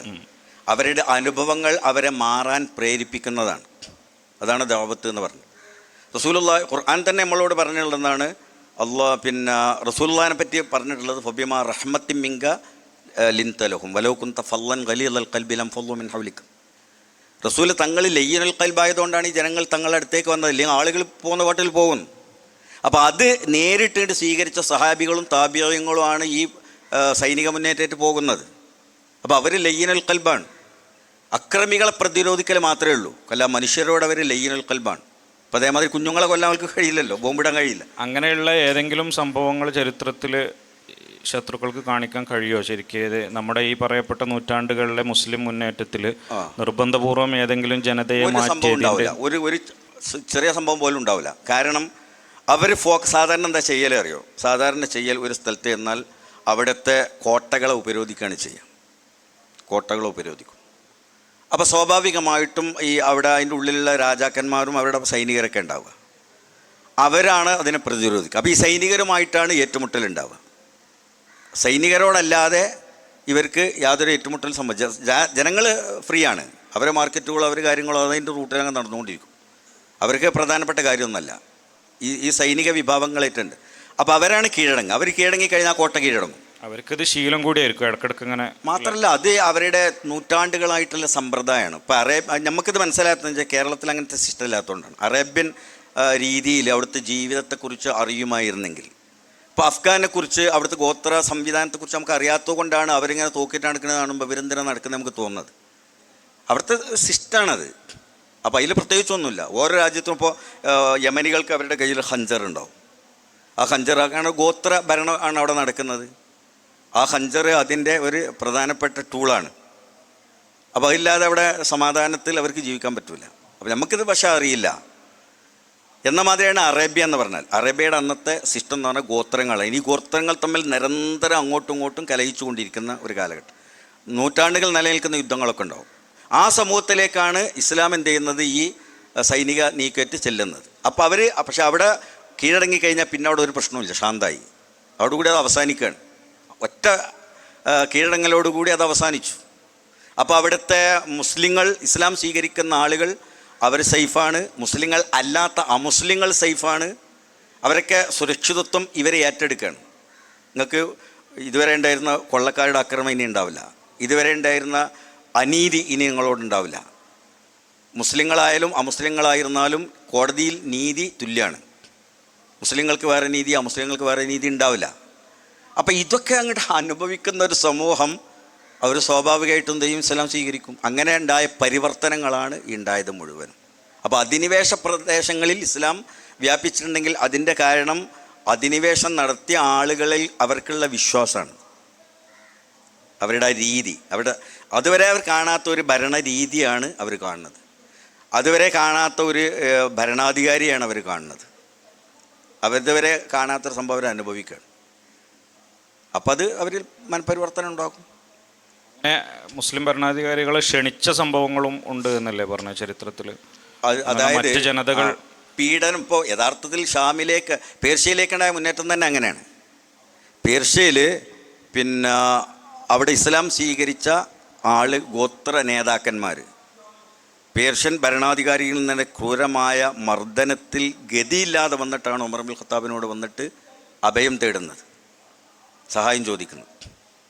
അപ്പോഴാണ് ഉമർ ഇബ്നുൽ ഖത്താബ് റളിയല്ലാഹു അൻഹു ചിന്തിക്കുന്നത്, ഖുർആൻ പറഞ്ഞിട്ട് മാലക്കും ലാ തുഖാതിലൂന ഫീ സബീലില്ലാഹ്, ലിൽ മുസ്തൽഅഫീന മിനൽ വിൽദാനി എന്നൊക്കെ പറഞ്ഞുകൊണ്ട് ഒരു ആയത്തുണ്ടല്ലോ. ദുർബലരായ ആളുകൾക്ക് അരയുന്ന കാണുമ്പോൾ നിങ്ങൾക്ക് വെറുതെ ഇരിക്കാൻ കഴിയുമോ? അവർ രക്ഷപ്പെടുത്തണ്ടേ? അവർക്ക് അഭയം കൊടുക്കണ്ടേ? ഒരു ഭരണകൂടത്തിൻ്റെ കീഴിൽ ഒരു രക്ഷയില്ലാതെ അവർ ഒരഭയമില്ലാതെ ക്രൂരമായ പീഡനത്തിന് ഇരയാകുമ്പോൾ പുറത്തുള്ള ശക്തി ഉണ്ടെങ്കിൽ, ഇല്ലെങ്കിൽ പിന്നെ നിർവാഹമല്ല, ശക്തിയുള്ള ഒരാൾക്ക്, ഒരു ഭരണാധികാരിക്ക് അത് അങ്ങനെ ഞാനൊന്നും കേട്ടില്ല എന്ന് പറഞ്ഞിരിക്കാൻ പറ്റും? അങ്ങനെയാണ് പേർഷ്യയിലേക്ക് സൈന്യത്തെ അയക്കാൻ മൂപ്പരേനെ പോകാനാണ് തീരുമാനിച്ചു. ഉമർ ഭഗത്ത് ഞാൻ തന്നെ പോകുന്ന പറഞ്ഞു. സഹാബികളാണ് പറഞ്ഞത് അമീറുൽ മുഅ്മിനീൻ പോകരുത് ഒരാളെ. അങ്ങനെയാണ് സഅദ് ബിൻ അബീ വഖാസ് റളിയല്ലാഹു അൻഹു അയക്കുന്നത്. അതാണ് ആ സാമ്രാജ്യത്തിൻ്റെ തന്നെ തകർച്ചയ്ക്ക് കാരണമായത്. അപ്പം അങ്ങനെയാണ് ഒരു വലിയൊരു ഏരിയയിലേക്ക്, അതിപ്പോൾ ശരിക്കും പറഞ്ഞാൽ ആ പ്രദേശങ്ങളിലൂടെ കടന്നു വന്ന് എവിടെ വരെ എത്തി എന്ന് വെച്ചാൽ സിന്ധ് നദീ തടം വരെ ആ ഒരു നീക്കം നടന്നത്. അതാണ് ഉത്തരേന്ത്യയിലെ ഇസ്ലാമും ഈ തെക്കേ ഇന്ത്യയിൽ ഇസ്ലാമും ഭയങ്കര ഡിഫറൻ്റായി തോന്നുന്നതുകൊണ്ടാണ് ഉത്തരേന്ത്യയിലേക്ക് അത് അങ്ങനെ വന്നത്. ഈ സൈനിക നീക്കങ്ങളിലൂടെയാണ് അവർ വന്നത്. അതൊരു പിന്നെ കൊടിക്കൂറകളൊക്കെ ഇങ്ങനെ പിടിച്ചിട്ടുള്ള ഒരു യാത്രയാണ്. ഒരുപാട് സംഘങ്ങൾ അവരിങ്ങനെ മുന്നേറിക്കൊണ്ടിരിക്കുകയാണ്. അപ്പോൾ അധികം ആളുകളും ഏറ്റുമുട്ടലിന് നിൽക്കൂല. അവർ എന്ത് ചെയ്യും? കാരണം ജനങ്ങളെ സംബന്ധിച്ചിടത്തോളം ആര് ഭരിക്കുന്നു എന്നുള്ളതല്ല, ഭരണം നീതിപൂർവ്വമായിരിക്കാനുള്ളതാണ് പ്രധാനം. അത്രയേ ഉള്ളൂ. അത് എല്ലാ കാലത്തും എല്ലാ മനുഷ്യരും അങ്ങനെ തന്നെയാണ്. ഇപ്പോൾ ഇന്ത്യയിൽ ബ്രിട്ടീഷുകാർ ഭരിച്ചപ്പോൾ നമുക്ക് പ്രത്യേകിച്ച് ബ്രിട്ടീഷുകാരായി അല്ലാത്തവരായി പ്രത്യേകിച്ചൊന്നുമില്ല അന്നത്തെ ആളുകളെ സംബന്ധിച്ച്. നീതിപൂർവ്വമായ ഭരണം നടക്കണമെന്നേ ഉള്ളൂ. നേരെ മറിച്ച് വലിയൊരു ഭാഗം ലോകത്തിൻ്റെ ഭാഗത്തേക്ക് ഇസ്ലാം എത്തിയത് ഇങ്ങനെ അല്ലാതെ. അത് രണ്ട് സംഭവം ഉണ്ടെങ്കിൽ, ഒന്ന് ബിസിനസ്, കച്ചവടം. ഇപ്പോൾ ഈ തെക്കൻ പ്രദേശങ്ങളിലേക്ക് അതുപോലെ തെക്ക് കിഴക്കൻ ഏഷ്യയിലേക്ക് ഒക്കെ ഇസ്ലാം വരുന്നത് ആ ഒരു കച്ചവട സംഘങ്ങളിലൂടെയാണ്. കാരണം അറബിക്കടൽ ഒന്ന് വലിയൊരു കച്ചവട റൂട്ടാണ്. ഈ സിൽക്ക് റൂട്ടിൻ്റെ രണ്ട് ലൈനാണ്, ഒന്ന് കരമാർഗവും ഒന്ന് കടൽ മാർഗവും. അപ്പോൾ ചൈനയിൽ നിന്ന്, ചൈന പറഞ്ഞാൽ തെക്കൻ ചൈന, തെക്കൻ കാൻഡൺ, ഇപ്പോൾ നമ്മൾ കാൻഡൺ എന്ന് പറഞ്ഞാൽ ഗോൺസു, ഷാങ്ഹായ്, കാൻഡൺ, ആ പ്രദേശങ്ങളിൽ നിന്ന് ഇങ്ങനെ വരുന്ന കച്ചവട സംഘങ്ങൾ അവർ അവിടുന്ന് സിംഗപ്പൂര്, മലാക്ക സ്ട്രൈറ്റ്, പിന്നെ ഇന്ത്യൻ ഉൾക്കടൽ വഴി ശ്രീലങ്ക സ്ട്രൈറ്റ് വഴി അറബിക്കടലിലൂടെ അറേബ്യയിലേക്ക് എത്തി അവിടെ നിന്ന് പടിഞ്ഞാറൻ രാജ്യങ്ങളിലേക്ക് ചരക്കുകൾ എത്തിച്ചേരുന്ന ഒരു റൂട്ടാണിത്. സിൽക്ക് റൂട്ടിൻ്റെ കടൽ വെർഷനാണ്. അപ്പോൾ അതിൽ ഈ പിന്നെ അറേബ്യയും ഇന്ത്യയുമായിട്ടും അറേബ്യയും ചൈനയുമായിട്ടും അറേബ്യയും ശ്രീലങ്കയുമായിട്ടും അറേബ്യയും മലായ് പ്രദേശങ്ങളായിട്ടൊക്കെ വലിയ കച്ചവട ബന്ധങ്ങളുണ്ട്. ഇപ്പോൾ ചൈനയിൽ നമ്മൾ ചെന്നാൽ കാണാൻ പറ്റും. ചൈനയിൽ ഒരു മക്കാമുണ്ട്. തെക്കൻ ചൈനയിൽ, ചൈനയ്ക്കും ഇതേ സെയിം ഇന്ത്യൻ്റെ ഹിസ്റ്ററിയാണുള്ളത്. വടക്കൻ ചൈന ബുഹാറ, സമർക്കന്ത് വഴി എത്തിയ പോരാട്ട സൈനികരാണ്. തെക്കൻ ചൈനയിലേക്ക് എത്തിയത് കച്ചവടക്കാരാണ്. അപ്പോൾ ഗോൺസു എന്ന് പറയുന്ന ചൈനേൻ്റെ പ്രദേശത്ത് അവിടെ ഒരു മക്കാമുണ്ട്, അബൂ വക്കാസ് എന്ന് പറഞ്ഞിട്ട്. വളരെ പുരാതനമായ മക്കാമാണ്. അബൂ വക്കാസ് ആരാണെന്ന് ഇപ്പോൾ നമുക്ക് കൃത്യമായിട്ട് അറിയില്ല. ചിലർ സ്വഹാബി എന്ന് പറയുന്നുണ്ട്. ആയിക്കോളണമെന്നൊന്നുമില്ല, കൃത്യമായി ഹിസ്റ്ററിയൊന്നുമില്ല. ഏതായിരുന്നാലും താബി ആയിരിക്കും എന്നുള്ള കാര്യത്തിൽ സംശയമൊന്നുമില്ല. കാരണം അത്രയും ഏതാണ്ട് 1300-ലധികം വർഷം പഴക്കമുണ്ടായിരുന്നു ഹിസ്റ്റോറിക്കലായിട്ട്. അപ്പം അങ്ങനെ വരുമ്പോൾ താബീങ്ങളിൽപ്പെട്ട ആളുകളായിരിക്കും. അപ്പോൾ ഈ അബൂ വക്കാസും അദ്ദേഹത്തിൻ്റെ കൂടെ വന്ന ആളുകളുടെയും മക്ബറകൾ അവിടെ വലിയൊരു പുരാതനമായ ഖബർസ്ഥാനുണ്ട്. അപ്പോൾ ഈ ഗോൺസു എന്ന് പറഞ്ഞാൽ പഴയ കാൻഡൻ എന്നാണ് പറയുക. കാൻഡൻ, ഈ കാൻഡൻ അന്നത്തെ ഏറ്റവും വലിയൊരു തുറമുഖമാണ്. അപ്പോൾ ഈ ചൈനയിൽ നിന്നുള്ള സാധനങ്ങളൊക്കെ ഇന്ത്യയിലേക്ക് കൊണ്ടുവരും. ഇന്ത്യൻകാർ അങ്ങനെ ഈ കപ്പലോട്ടത്തിൽ വലിയ പരിണതപ്രജ്ഞരല്ല എന്ന്. അപ്പോൾ അതുകൊണ്ട് നമുക്ക് ചൈനീസ് സാധനമൊക്കെ കിട്ടിയുന്ന അറബികൾ വഴിയാണ്. അറബികൾ ചൈനയിൽ നിന്ന് ഈ സാധനങ്ങൾ ഇവിടെ ഇന്ത്യയിൽ കൊണ്ടുവന്ന് വിറ്റിട്ട് ആ പൈസ കൊണ്ട് ഇവിടുന്ന് കുരുമുളകും ചുക്കവും വാങ്ങിയിട്ട് അറേബ്യയിലേക്ക് കൊണ്ടുവരുന്ന ഒരു കച്ചവടത്തിൻ്റെ റൂട്ടാണ്. ഇപ്പോൾ നമ്മളിവിടെ ഒരുപാട് ചൈന സാധനങ്ങളുണ്ടല്ലോ. ചീനച്ചട്ടി, ചീനച്ചട്ടി, ചീന പിഞ്ഞാണം, അങ്ങനെയുള്ള ചീനവല, ചീനമുളക്. ഈ ചീനമുളക് കാരണം നമ്മളാ ചുവന്ന വലിയ മുളകാണ്. ഇപ്പോഴും ചൈനയിൽ അത് വലിയ, ഇപ്പോൾ ഞാനവിടെ ചൈനയിൽ ചെന്നപ്പോൾ അതിൻ്റെ വലിയ ഏരിയാനുണ്ട്. നാടൻ അത് പൊടിക്കുന്ന ഒരു സിസ്റ്റം ഉണ്ട് മരത്തിൻ്റെ. ഇപ്പോഴും ആ ചക്ക് ഉപയോഗിച്ചിട്ട് പൊടിക്കുന്ന അത് വലിയൊരു സമൂഹം അതിൻ്റെ ജോലിയിൽ മുഴുകിയ ചീനമുളകിൻ്റെ ആളുകൾ ഇപ്പോഴും ഷിയ എന്ന് പറയുന്ന മധ്യ ചൈനയിലെ വലിയൊരു പട്ടണത്തിൽ ഇപ്പോഴും ഉണ്ട് അത്. അപ്പോൾ ഈ കച്ചവടം ആണ് അതിൻ്റെ ഒരു കാരണം. അപ്പോൾ ഇവർ പിന്നെ അറബികൾ പണ്ടേ ഉള്ളതാണ്. പക്ഷേ ഇസ്ലാം വന്നതോടുകൂടി പിന്നെ മുസ്ലിം കച്ചവടക്കാരായപ്പോൾ അവരുടെ ആ ക്രയവിക്രയങ്ങളും ബന്ധങ്ങളും അവരുടെ സ്വഭാവം പെരുമാറ്റമൊക്കെ കണ്ട് അവരാകൃഷ്ടരായിട്ടും അവർ വിവാഹം കഴിച്ചിട്ടും, അതുപോലെ ചില രാജാക്കന്മാരും അധികാരമുള്ളവരൊക്കെ അവരിൽ ആകൃഷ്ടരായി മതം മാറിയിട്ടും അങ്ങനെയൊക്കെ വന്ന ഒരു ഇസ്ലാമിക സൊസൈറ്റിയാണ് ഇതിൽ. പക്ഷെ ഇതിലൊക്കെ നമ്മൾ മനസ്സിലുള്ള വേറൊരു സംഭവം വെച്ചാൽ അതൊക്കെ മാറിക്കഴിഞ്ഞാൽ പിന്നെ അവിടേക്ക് പ്രബോധകർ വരുന്നുണ്ട്. അത് പണ്ഡിതന്മാരാണ്. അത് അധികവും ഈ ആധ്യാത്മിക മേഖല, അതൊരു നിയ്യത്താക്കി എടുക്കുന്ന ദാഴികൾ, അത് ഇസ്ലാമിക ചരിത്രത്തിൽ ഒരുപാട് കാണും. പോരാട്ടം നടത്തുന്ന വേറെ, പോരാളികൾ അൽ മുജാഹിദൂന ഫീ സബീലില്ല, അവർ വേറെ, പക്ഷെ ദാഴികൾ വേറെ തന്നെയാണ്. യമൻ എന്ന കേരളത്തിലൊക്കെ വന്നത്. ഇപ്പോൾ ഇവിടെ കേരളം ഒരു ഇസ്ലാമിക സൊസൈറ്റി ആയി എന്ന് കണ്ടു കഴിഞ്ഞാൽ പിന്നെ അവരെന്ത് ചെയ്യും, അവിടുന്ന് ദൈവത്തിന് വേണ്ടിയിട്ട് അത് മാത്രം ലക്ഷ്യം വെച്ചുകൊണ്ട് അവർക്ക് കച്ചവട താല്പര്യങ്ങൾ ഒന്നും ഉണ്ടാവില്ല, വേറെ താല്പര്യങ്ങളുണ്ടാവില്ല. ദഅവ എന്നുള്ള ഒരു മൈൻഡിൽ അവർ എല്ലാ പ്രദേശങ്ങളിലും എത്തിയിട്ടുണ്ട്. അത് ചൈനയിലും എത്തിയിട്ടുണ്ട്, ഇന്ത്യയിൽ എത്തിയിട്ടുണ്ട്, എല്ലാ പ്രദേശങ്ങളിലും അവർ എത്തിയിട്ടുണ്ട്. അങ്ങനെയാണ് ഓരോ പ്രദേശത്തിൻ്റെ തുടക്കം. ഇങ്ങനെ വന്ന സ്ഥലങ്ങൾ ഇപ്പോൾ നമുക്ക് ഇന്ത്യയുടെ തെക്ക് ഭാഗം അഥവാ കേരളം, തമിഴ്നാടിൻ്റെ തീരങ്ങൾ അല്ലേ, അതുപോലെ ചൈനയുടെ തെക്കൻ ഭാഗം, പിന്നെ ശ്രീലങ്ക, ഇന്നത്തെ ശ്രീലങ്ക, മലേഷ്യ, ഇന്തോനേഷ്യ, ഇതിൽ വരും. ഇന്തോനേഷ്യ മലേഷ്യ ഒക്കെ വളരെ കഴിഞ്ഞിട്ടാണ്. അവിടെ ശരിക്കും പറഞ്ഞാൽ അധിക കാലമൊന്നും ആയിട്ടില്ല. അത് ചരിത്രത്തിലെ ഒരു അത്ഭുതമായിട്ടാണ് നമുക്ക് തോന്നുന്നത്. ഇങ്ങനെ ഒരു സമൂഹം കാരണമില്ലാതെ മതം മാറി ഒരു ചേഞ്ച് ഉണ്ടായത് വേറെ അധികമൊന്നും നമ്മൾ ഹിസ്റ്ററിയിൽ അങ്ങനെ കണ്ടിട്ടില്ല. ഭരണം മാറുമ്പോൾ ഒന്നിച്ച് മാറിയത് ഇപ്പോൾ ധാരാളം കണ്ടിട്ടുണ്ട്, പക്ഷേ ഇതൊരു കാരണമില്ലാതെ. രാജാക്കന്മാരതിന് കാരണമായിട്ടുണ്ട്, പക്ഷേ ശരിക്കും ഇന്തോനേഷ്യയിൽ ഈ രൂപത്തിലുള്ള ഒരു ചേഞ്ച് വന്നിട്ട് ഏതാണ്ട് ഒരു 500 വർഷത്തിൽ താഴെയായിട്ടുള്ളൂ. കാരണം അവിടുത്തെ ആദ്യത്തെ ദായി മലിക് ഇബ്രാഹിം എന്ന് പറഞ്ഞിട്ടുള്ളൊരു മക്കാമുണ്ട്. സുനാൻ എന്നാണ് അവർ സൂഫികളെ പറ്റി പറയുക. സുനാൻ, നമ്മൾ ഔലിയാക്കൾ എന്ന് പറയുന്ന അർത്ഥത്തിൽ സുനാൻ. അപ്പോൾ ഒരു 9 സൂനാനുണ്ട് ഇന്തോനേഷ്യയിൽ അറിയപ്പെട്ട്, 9 ഔലിയാക്കന്മാർ. ഓരോ രാജ്യത്ത് അങ്ങനെയാണ്. ഇത് ഇസ്ലാമിൻ്റെ പാരമ്പര്യത്തിൽ പുരാതന ഇസ്ലാമിക് സൊസൈറ്റിയിലൊക്കെ ചെന്നാൽ അവരെ മാർഗദർശികളായ ഔലിയ മഹാന്മാരെ അവർ എന്ത് ചെയ്യും, എന്നും ഓർമ്മിച്ചിരിക്കും. അവർ ശുക്രും കൂടിയാണല്ലോ, കാരണം അവർ കാരണമായിട്ടാണ് ഞങ്ങളുടെ രാജ്യത്തിന് ഇത് വന്നു എന്നുള്ളത്. അത് വലിയൊരു അജബായിട്ട് നമുക്ക് കാണാൻ പറ്റും. ഇപ്പോൾ സൂനാൻ 9 സൂനാനാണുള്ളത്.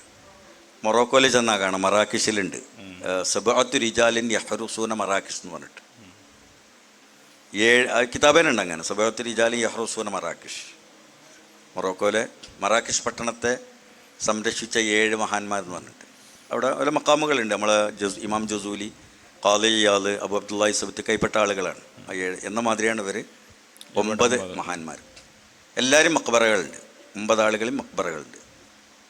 അപ്പോൾ ഈ ആളുകൾ ഇവർ ശരിക്ക് യമനിൽ നിന്ന് വന്നവരാണ്, ബാലവികളാണ്. അവരാദ്യത്തെ ആൾ യമനിൽ നിന്ന് വന്നതാണ്. അയാൾ വന്നിട്ട് അവിടെ എന്താണ് മഹാപത്തെന്നോ അങ്ങനെ പറഞ്ഞിട്ട് രാജാവ് അവിടെ ഉണ്ടായിരുന്നു. ഈ ഹിന്ദുത്വത്തിൻ്റെ ഒരു പാർട്ടാണ് അവിടെ ഉള്ളത്. അത് ലോകത്തൊരു ഹിന്ദുയിസം ഉള്ളത് അവിടെ തന്നെയാണ്. വേറെ രാജ്യങ്ങളിലൊന്നും അങ്ങനെ ഹിന്ദുയിസം കാണൂല. ഇന്ത്യ അല്ലാതെ പിന്നെ ഉണ്ടായിരുന്ന ഹിന്ദുയിസം ഉണ്ടായിരുന്ന ഒരു സ്ഥലം ഈ ഇന്തോനേഷ്യയാണ്. ഇന്തോനേഷ്യയും ഈ മലാക്ക പ്രദേശങ്ങളും. മലേഷ്യക്ക് പോയി വരില്ലേ? മലേഷ്യ, മലാക്ക എന്ന് പറഞ്ഞതാണ് മലാക്ക. ഇന്തോനേഷ്യ, മലേഷ്യ, പിന്നെ ബ്രൂണ മലേഷ്യൻ്റെ ഒരു ഭാഗം തന്നെയാണ്. മലേഷ്യ എന്ന് ഇപ്പോൾ മാഹി എന്ന് പറഞ്ഞ മാതിരിയാണ്. കേരളത്തിൽ മാഹി എന്ന് പറഞ്ഞ ബ്രൂണ. ഫിലിപ്പീൻസിന്റെ ഭാഗങ്ങളിൽ വരും. ഫിലിപ്പീൻസിൽ ഇത് ഇല്ല. തായ്ലൻഡ് ഒന്നും വരില്ല. ഈ ഒരു ഏരിയ. പക്ഷേ ഇന്തോനേഷ്യ പറഞ്ഞ ചെറിയ പ്രദേശമല്ല, 18,000 ദ്വീപുകളാണത്. 18,000 ദ്വീപാണ്. അപ്പോൾ അവിടെ ഈ സൂഫികൾ വന്നിട്ട് അവരുടെ ഒരു ആധ്യാത്മികമായ പ്രകാശം കൊണ്ട് മാത്രം അവിടുത്തെ ഭരണാധികാരി ഇസ്ലാം സ്വീകരിക്കുകയാണ്. പിന്നെ ആ ഭരണാധികാരിയും അനുബന്ധമായിട്ട് എന്തുകൊണ്ട് ഭരണാധികാരി ഇസ്ലാം സ്വീകരിച്ചു എന്ന് ഇവർ ചിന്തിക്കുമല്ലോ. അപ്പോൾ ഇവരുടെ ആ ആത്മീയ പ്രഭേനാണ്. അതിന് വേറൊരു കാരണമൊന്നും ഇപ്പോൾ നമ്മൾ തിരഞ്ഞാൽ കാണൂല. കാരണം ഒരു സംഭവം അവിടെ ഒന്നും ഉണ്ടായിട്ടില്ല. കച്ചവടത്തിന് വന്നതല്ല, ആയുധമായിട്ട് വന്നതല്ല, യുദ്ധത്തിന് വന്നതല്ല, കീഴടക്കാൻ വന്നതല്ല, ഒന്നും വന്നതല്ല. ഈ ആധ്യാത്മിക പ്രഭ കൊണ്ട് മാത്രം ആ ഒരു ജനത മൊത്തം, അതും ലോകത്തെ ഏറ്റവും വലിയ മുസ്ലിം കമ്മ്യൂണിറ്റി ആയിട്ട് മാറുകയാണ്. അതിൻ്റെ ഇടയ്ക്ക് അവർക്ക് ഇവർ പിന്നീട് മുസ്ലിം ഭരണമൊക്കെ അവിടെ സ്ഥാപിക്കുന്നുണ്ട്. പിന്നെ പക്ഷെ അത് ദുർബലമായിരുന്നു. അതിന് ശേഷം പലരും അവിടെ കോൺക്വയർ ചെയ്യുന്നുണ്ട്. പിന്നെ ഡച്ചുകാർ വന്നു. ഡച്ച് കോളനി എന്ന് ഒരുപാട് കാലം, ഇപ്പോൾ സ്വാതന്ത്ര്യം വരെ ഡച്ച് കോളനിയായിരുന്നു. ഇന്ത്യ ബ്രിട്ടൻ കോളനി ആയ മാതിരി ഡച്ച് കോളനി. പിന്നെ കുറേ കാലം ജപ്പാൻകാർ അവിടെ ആധിപത്യം സ്ഥാപിച്ചു. ലോകയുദ്ധം ഉണ്ടായപ്പോൾ ജപ്പാൻ്റെ ആധിപത്യത്തിലായി. ഇതൊക്കെ നടക്കുന്നുണ്ടെങ്കിൽ പോലും വിശ്വാസപരമായിട്ട് ഒരു മുസ്ലിങ്ങളാണ്, സുന്നികളുമാണ്. ഇപ്പോൾ ഡച്ചുകാരെ കാലത്ത് ക്രിസ്ത്യൻ മിഷനറി ഭയങ്കരമായിട്ട് അവിടെ സ്വാധീനം ചെലുത്താൻ ശ്രമിച്ചിട്ട് പരാജയപ്പെട്ടതാണ്. ചർച്ചകളൊക്കെ ഇപ്പോൾ അവിടെ ഉണ്ട്, പക്ഷേ അവർക്ക് ക്രിസ്ത്യാനികൾ ഉണ്ടാക്കാൻ കഴിഞ്ഞിട്ടില്ല. അത് എൻ്റെ കൂട്ടത്തിലെ ഒരു ചോദ്യമായിട്ട് ഉസ്താദ് പറഞ്ഞപ്പോൾ, അതായത് ഇപ്പോൾ ഈ ക്രിസ്ത്യൻ മിഷണറി ലോകത്തിൻ്റെ എല്ലാ ഭാഗങ്ങളിലും ശ്രമിക്കുകയും പിന്നെ മുസ്ലിമേതര കമ്മ്യൂണിറ്റികളിൽ വലിയ തോതിൽ വിജയം നേടുകയും ചെയ്തിട്ടുണ്ട്. ഏതെങ്കിലും മുസ്ലിം കമ്മ്യൂണിറ്റിയിൽ അവർക്ക് വിജയം നേടാൻ കഴിഞ്ഞത് ഉണ്ടോ ശരിക്കും? അത് ചരിത്രത്തിൽ അങ്ങനെ അപൂർവമാണ്. ഇല്ല എന്ന് തന്നെ പറയാം. നമ്മളെ അറിവിൽ അങ്ങനെ കാണുന്നില്ല. എന്തുകൊണ്ടായിരിക്കും അവർ അത്രയും അധ്വാനിച്ചിട്ട്? അതെന്താണെന്ന് വെച്ചാൽ നമ്മളിന്നും നമ്മളുടെ കൾച്ചർ സൂക്ഷിച്ചു വന്നവരാണ്. നമ്മുടെ അങ്ങനത്തെ ഒരു പ്രത്യേകത ഉണ്ട് നമ്മൾ മറ്റു കമ്മ്യൂണിറ്റീൻ്റെ പോലെയല്ല. എവിടെ ഒരു മുസ്ലിങ്ങൾ ഇസ്ലാമിലേക്ക് ഒരു പുതിയ സമൂഹം വന്ന് മുസ്ലിമായി കഴിഞ്ഞാലും ആദ്യം ഒരു പള്ളി ഉണ്ടാവും. ആ പള്ളി അനുബന്ധമായിട്ട് ഒരു മുസ്ലിം കമ്മ്യൂണിറ്റി ഉണ്ടാവും. ആ കമ്മ്യൂണിറ്റി പൊതുവെ വളരെ ഭദ്രമായിരിക്കും. നമ്മൾ മഹല്ല് എന്ന് പറയുന്നത്, നമ്മൾ ഭാഷ മഹല്ല് അറിയും, അറബി രാജ്യങ്ങളിൽ ഖറിയ എന്ന് പറയും. അപ്പോൾ ഈ ഖറിയകൾ ഒരു ഭയങ്കര കൂട്ടായ്മയാണ്, അത് മുസ്ലിങ്ങളുടെ കൂട്ടായ്മയാണ്. അപ്പോൾ അവർക്ക് ഒരു പണ്ഡിതനുണ്ടാവും, ഉസ്താദന്മാരുണ്ടാവും, മാർഗദർശികളുണ്ടാവും, സൂഫികളുടെ ആധ്യാത്മിക നേതൃത്വം ഉണ്ടാവും. ഇവരെ ഈ കൾച്ചറിൽ നിന്ന് വിട്ടുപോകാതെ കാക്കുക, അതാണ് യഹ്റുസൂന എന്ന് പറഞ്ഞത്. അവർ ഹാരിസീങ്ങളാണ്, ഈ ഉമ്മത്തിൻ്റെ ഹാരിസീങ്ങളാണ് അവർ. അപ്പം നമ്മളുടെ ആ സിസ്റ്റം ഉണ്ടല്ലോ, പള്ളി അനുബന്ധമായിട്ടുള്ള കമ്മ്യൂണിറ്റി അവരുടെ ഹാരിസായൊരു ഒരു പണ്ഡിതൻ അല്ലെങ്കിൽ ഒരു സൂഫി എന്നുള്ള രീതി, ആ രീതിയെ മറികടക്കാൻ മിഷണറി കഴിയും. മിഷണറി കാര്യമായിട്ട് ചെയ്യുന്നത് സാമ്പത്തിക സഹായം ചെയ്യണം. കാരണം അവർക്ക് അല്ലാതെ ഇസ്ലാമിൻ്റെ ഈ ദർശനത്തെ മറികടക്കാവുന്ന ഒരു ദർശനമൊന്നും അല്ല കയ്യില്ല. നമ്മളത് കൃത്യമാണല്ലോ. മുഹമ്മദ് നബി സല്ലല്ലാഹു അലൈഹി വസല്ലമയിലേക്ക് എത്തുന്ന കൃത്യമായൊരു പാരമ്പര്യമുണ്ട്. അവർക്ക് ഈസാ നബിയിലേക്ക് എത്തുന്നൊരു പാരമ്പര്യമൊന്നുമില്ല, ഒന്നും പറയാനില്ല. അപ്പോൾ അവർക്ക് ചെയ്യാവുന്ന, ഇപ്പോൾ ഇവിടെ തന്നെ നമുക്ക് കാണാം, ഇവിടെ ബ്രിട്ടീഷുകാരുടെ കാലത്തുണ്ടായിരുന്ന പഴയ കമ്പനികളൊക്കെ ഉണ്ടല്ലോ. ഇവിടെ ഇപ്പോൾ നമ്മൾ ആദ്യമായിട്ട് നമ്മൾ ഓടുണ്ടാക്കുന്നത്, ഇന്ത്യയിൽ ഓടുണ്ടാക്കുന്ന ആരാണ്? മംഗലാപുരത്തുള്ള ബാസൽ മിഷൻ കമ്പനിയാണ്. അത് മിഷനാണ്. അതായത് അവർ ബ്രിട്ടീഷിൻ്റെ സഹായത്തോടു കൂടി മിഷനറിമാരാണ് ഈ കമ്പനി ഉണ്ടാക്കുന്നത്. എന്താണെന്ന് വെച്ചാൽ കമ്പനിയിൽ ആളുകൾക്ക് തൊഴിൽ കൊടുക്കുക, കമ്പനിയിൽ നിന്നുള്ള വരുമാനം ചാരിറ്റി ഫണ്ടായിട്ട് ഉപയോഗിക്കുക, അത് മുഖേന മതം മാറ്റുക, അതാണ് അവരുടെ ലക്ഷ്യം. അപ്പോൾ അന്നത്തെ ബാസൽ മിഷൻ കമ്പനിയിൽ എത്രായിരം ആളുകൾ വർക്ക് ചെയ്തിട്ടുണ്ടാവും, അവർക്ക് എത്ര ആനുകൂല്യം കിട്ടിയിട്ടുണ്ടാവും, എത്ര മുസ്ലിങ്ങളുണ്ടാവും, പക്ഷെ ഒന്നും ഉണ്ടാക്കാൻ കഴിയില്ല. ഇപ്പോൾ നമ്മളെ കോം ട്രസ്റ്റ് കോഴിക്കോട്, അത് ഒരു മിഷനാണ്. മലപ്പുറത്തെ മിഷൻ ഹോസ്പിറ്റൽ, ആദ്യത്തെ മലബാറിലെ ആദ്യത്തെ ഹോസ്പിറ്റലാണ് മലപ്പുറത്തെ മിഷൻ ഹോസ്പിറ്റൽ. അപ്പോൾ എല്ലാവർക്കും ആശ്രയിക്കാനുള്ള ഒരു വേറെ ഡോക്ടർമാരില്ലല്ലോ. ആ ഹോസ്പിറ്റൽ ഒക്കെ മിഷനാണ്. മിഷൻ എന്ന് പറഞ്ഞാൽ രണ്ട് കാര്യം. ഒന്ന്, അതിൽ പരമാവധി ആളുകളെ തൊഴിൽ കൊടുത്തിട്ടും മറ്റൊക്കെ അതിൽ ഉപയോഗപ്പെടുത്തുക. അത് ഉപയോഗിച്ചിട്ട് അതിൻ്റെ വരുമാനം ഫണ്ട്, അതൊക്കെ ചാരിറ്റിയാണ്. അതിൻ്റെ ഫണ്ടുകൾ കംപ്ലീറ്റ് ചാരിറ്റിയാണ്. ഈ ചാരിറ്റി വർക്ക് ചെയ്യുക, സൗജന്യങ്ങൾ കൊടുക്കുക, ആനുകൂല്യങ്ങൾ കൊടുക്കുക. പക്ഷേ ഒന്നുണ്ടാക്കാൻ കഴിഞ്ഞില്ല. മിഷൻ വർക്കുകൾക്ക് സാധ്യമല്ല. അത് മുസ്ലിങ്ങൾ ഇത്രയും അവരുടെ കൾച്ചർ ഭയങ്കര സ്ട്രോങ് ആയതുകൊണ്ട് ചെയ്യാൻ പറ്റില്ല. ഇനി ഉസ്താദ് പറഞ്ഞ നേരത്തെ വന്നതിലേക്ക് തിരിച്ചു വന്നാൽ, അപ്പോൾ കച്ചവടത്തിലൂടെ വന്നു. അതെ. പിന്നെ വേറെ ഏതൊക്കെ രീതിയിൽ കൂടെയാണ് പിന്നെ ഇസ്ലാം? പിന്നുള്ളത് ഈ വൈജ്ഞാനികമായ, അതായത് ഈ പണ്ഡിതന്മാരന്ന് ഇൽമ് തേടി നടക്കുന്ന ഒരു കാലഘട്ടമുള്ളൂ. ഇപ്പോൾ പേർഷ്യയിലും മറ്റൊക്കെ സംഭവിച്ചതാണ്. അവർ നിരന്തരം യാത്ര ചെയ്തുകൊണ്ടിരിക്കും. അപ്പോൾ അവർ ഈ അന്വേഷണ കുതികളായ ഇവരുടെ യാത്രകൾ, വിജ്ഞാനത്തിന് വേണ്ടിയ യാത്രകൾ, അതവർ ദഅവത്തിന് വേണ്ടിയിട്ടാണ് ഉപയോഗപ്പെടുത്തിയിരുന്നത്. അപ്പോൾ അതിലൂടെ ഒരുപാട് പ്രദേശങ്ങളിലേക്ക് ഇസ്ലാമിൻ്റെ ദർശനങ്ങൾ എത്തിയിട്ടുണ്ട്. ഇപ്പോൾ നമ്മൾ ഈ അധികാരം സ്ഥാപിക്കുന്ന പ്രദേശങ്ങളിലൊന്നും ബന്ധം ഉണ്ടാവില്ല, ഒന്നും ചെയ്യാൻ പറ്റില്ല. കാരണം ഇന്നത്തെ മാതിരിയല്ല. ഇന്നിപ്പോൾ നമുക്ക് ഒരുപാട് സാങ്കേതിക സൗകര്യങ്ങളുണ്ടല്ലോ ബന്ധം സ്ഥാപിക്കാൻ. അന്നിപ്പോൾ ഒരു 1000 കിലോമീറ്റർ അപ്പുറത്തുള്ള ഒരു സമൂഹമായിട്ട് എങ്ങനെയാണ് ഈ ഭരണകൂടത്തിന് ബന്ധപ്പെടാൻ കഴിയുക? ചെയ്യാൻ കഴിയില്ല. അപ്പോൾ എന്താ ചെയ്യാന്ന് വെച്ചാൽ അവിടെ ഇതേമാതിരിയുള്ള ഒരു ഖാദിനെ ഒക്കെ ഇവർ നിയമിക്കുക ചെയ്യുക. ഇവിടുന്ന് ഖലീഫ നിയമിക്കും. അപ്പോൾ ഇവർ പിന്നെ പോകുന്നത് എന്താണെന്ന് വെച്ചാൽ ഈ വിജ്ഞാന പ്രചരണത്തിന് വേണ്ടിയിട്ടാണ്.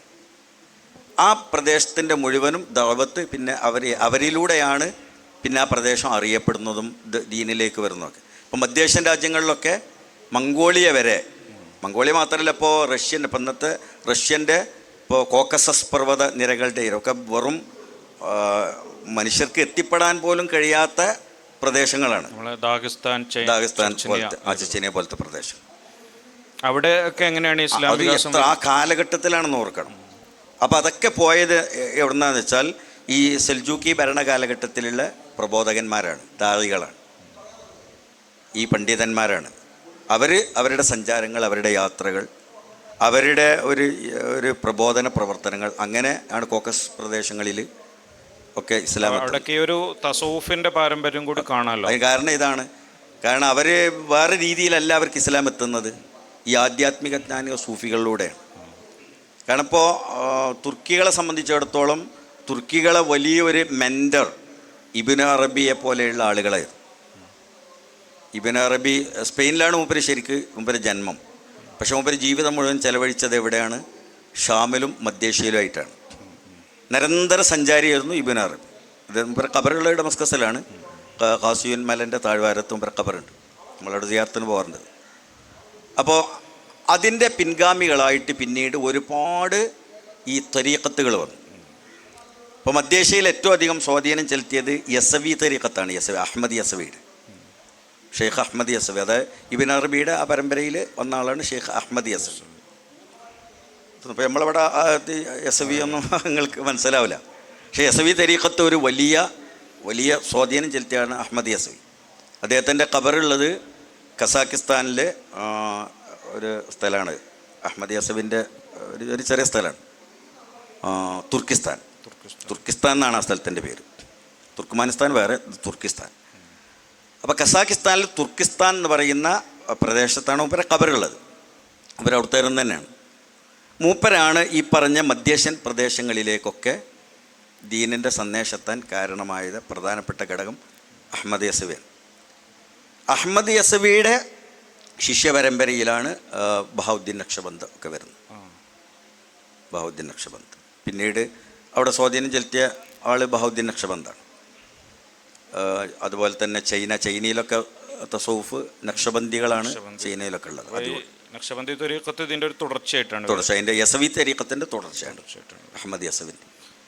അപ്പം ഇങ്ങനെ ഈ പല ഭാഗങ്ങളിലും ഇപ്പോൾ ഇസ്ലാം പുതുതായിട്ട് വന്ന പല സ്ഥലങ്ങളിലും തസൗഫിൻ്റെ ഇതിലൂടെ ഇപ്പോൾ വരുന്നതും അങ്ങനെ തന്നെയാണ്. ഇപ്പോൾ യൂറോപ്യൻ രാജ്യങ്ങളിൽ ഒരുപാട്, ഇപ്പോൾ സ്പെയിന് രണ്ടാമത് ഉയർത്തെഴുന്നേൽക്കുന്നുണ്ട്. സ്പെയിനിൽ ധാരാളം മുസ്ലിങ്ങളുണ്ട്. ഇപ്പോൾ കുടിയേറ്റം അല്ലാതെ വരുന്നുണ്ട്. അല്ലാതെ അവിടുത്തെ തന്നെ സ്പാനിഷ് മുസ്ലിങ്ങളുണ്ട്. സ്പാനിഷ് മുസ്ലിങ്ങൾ പിന്നെ അമേരിക്കയിലും ഉണ്ട്. അമേരിക്കൻ്റെ പ്രത്യേകത എന്താ വെച്ചാൽ അമേരിക്ക മുഴുവൻ ഇംഗ്ലീഷുകാരല്ല. അമേരിക്ക ശരിക്കും പറഞ്ഞാൽ ഒരു കുടിയേറ്റ പ്രദേശമാണ്, കുടിയേറ്റ രാജ്യമാണ്. അമേരിക്കക്കാരല്ല ഇപ്പം ഇപ്പോൾ അവിടുത്തെ ഈ ആളുകളൊന്നും അമേരിക്കക്കാരല്ല. അത് ഇംഗ്ലീഷുകാർ ആദ്യം കുടിയേറി, സ്പാനിഷ് കുടിയേറ്റുണ്ടായി. പിന്നെ അവരുടെ ജോലിക്ക് മറ്റായിട്ട് ആഫ്രിക്കയിൽ നിന്ന് ആളുകളെ കൊണ്ടുവന്ന് കുടിയേറ്റുണ്ടായി. അങ്ങനെ ബ്ലാക്ക്സ് ഉണ്ടായി. ശരിക്കുള്ള അമേരിക്കയുടെ ഒറിജിൻ റെഡ് ഇന്ത്യൻസ് ഏറെക്കുറെ ഇല്ലാതെ ആയിപ്പോയി. ഇപ്പോൾ അവർ എത്നിക് ഗ്രൂപ്പുകൾ ഇല്ലാതായിപ്പോയി. അപ്പോൾ ഈ സ്പാനിഷ് മുസ്ലിം ആളുകൾ ഇപ്പം ഇങ്ങനെ അവർ കൂടുതൽ ഇസ്ലാമിനെ അറിഞ്ഞ് ഇസ്ലാമിലേക്ക് അവർ ആകൃഷ്ടരായി വന്നുകൊണ്ടിരിക്കുന്നുണ്ട്. അതിൻ്റെ കാരണം തസൗഫാണ്. അവിടെ സൂഫി ഷെയ്ഖുമാരുണ്ട്. അത് യൂറോപ്യൻ രാജ്യങ്ങളിലുള്ള, ഇപ്പോൾ അമേരിക്കയിലും മറ്റ് യൂറോപ്യൻ രാജ്യങ്ങളിലൊക്കെയുള്ള ഒരുപാട് സൂഫികളായ ആളുകളിലൂടെയാണ്. കാരണം അവരൊരു ആധ്യാത്മികത ഇഷ്ടപ്പെടുന്നവരാണ്. ഇസ്ലാമിൻ്റെ ഇപ്പം ഇങ്ങനെയൊക്കെ കുഴപ്പങ്ങൾ ഉണ്ടായിട്ട് പോലും ഇപ്പോഴും നിങ്ങൾ കണ്ടില്ലേ, ഇപ്പോൾ ഗസക്ക് വേണ്ടി ഏറ്റവും അധികം ശബ്ദിക്കുന്നത് യൂറോപ്പിലുള്ള യൂറോപ്യൻസാണ്. അവിടുത്തെ യൂറോപ്യൻസ് ഇംഗ്ലീഷുകാരാണ്. അത് ചെറുപ്പക്കാരാണ്, ആണുങ്ങളും പെണ്ണുങ്ങളൊക്കെ ഫലസ്തീനിൽ പോയി ഖിദ്മ ചെയ്യണവർ പോലെ അവരാണ്. അപ്പോൾ എന്താണെന്ന് വെച്ചാൽ അവർക്ക് ഇസ്ലാമിൻ്റെ ആ ഒരു കരുണ, ദയ, ആധ്യാത്മികത എന്നുള്ള അവരെ ഭയങ്കരമായിട്ട് സ്വാധീനിച്ചിട്ടുണ്ട്. ഈ പുറത്ത് പറയപ്പെടുന്ന മാതിരി എല്ലാ യാഥാർത്ഥ്യം എന്ന് അവർക്കറിയാം. അതിലാകൃഷ്ടരായിട്ടാണ് അവർ ഇസ്ലാമിനെ ഉൾക്കൊള്ളാൻ വേണ്ടിയിട്ട് ഇപ്പോൾ തയ്യാറായിട്ടുള്ളത്.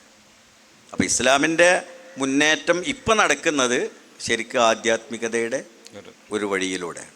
മാത്രമല്ല ഇപ്പോൾ ഈ രാഷ്ട്രീയമാണ് അല്ലെങ്കിൽ സൈനികമായിട്ടാണ് ഇസ്ലാം പ്രചരിച്ചത് എന്നുള്ളതിൻ്റെ ഒരു പ്രാക്ടിക്കൽ മറുപടിയാണ് ഇപ്പോൾ നടക്കുന്നത്. കാരണം ഇപ്പോൾ യൂറോപ്പിൽ നമുക്ക് ഒരു തരത്തിലുള്ള രാഷ്ട്രീയ സ്വാധീനം ഇല്ലല്ലോ. ഒന്നുമില്ല. പക്ഷെ അത് ഭയങ്കരമായിട്ട് ആളുകളെ മനഃപരിവർത്തനത്തിന് കാരണമാകുന്നുണ്ട്. ഇപ്പം ഉണ്ടാകുന്ന ഏറ്റവും പുതിയ സംഭവവികാസങ്ങൾ അങ്ങനെയാണ്. ഇപ്പോൾ നമ്മൾ പൂനിയിൽ ഇപ്പോൾ ഉറൂസ് നടക്കുകയാണ് ഡിസംബറിൽ, ജലാലുദ്ദീൻ റൂമിൻ്റെ. ഇപ്പോൾ ഒരു വർഷം ഒരു ഡിസംബറിൽ ഞാനവിടെ ഉണ്ട് ഉറൂസ് നടക്കുന്ന സമയത്ത്. ഏതാണ്ട് 10,000-ലധികം ആളുകൾ യൂറോപ്പിൽ നിന്ന് അവിടെ ഈ ഉറൂസിന് വരും. യൂറോപ്യൻ രാജ്യങ്ങൾ ഉറൂസിന് മാത്രം വരും.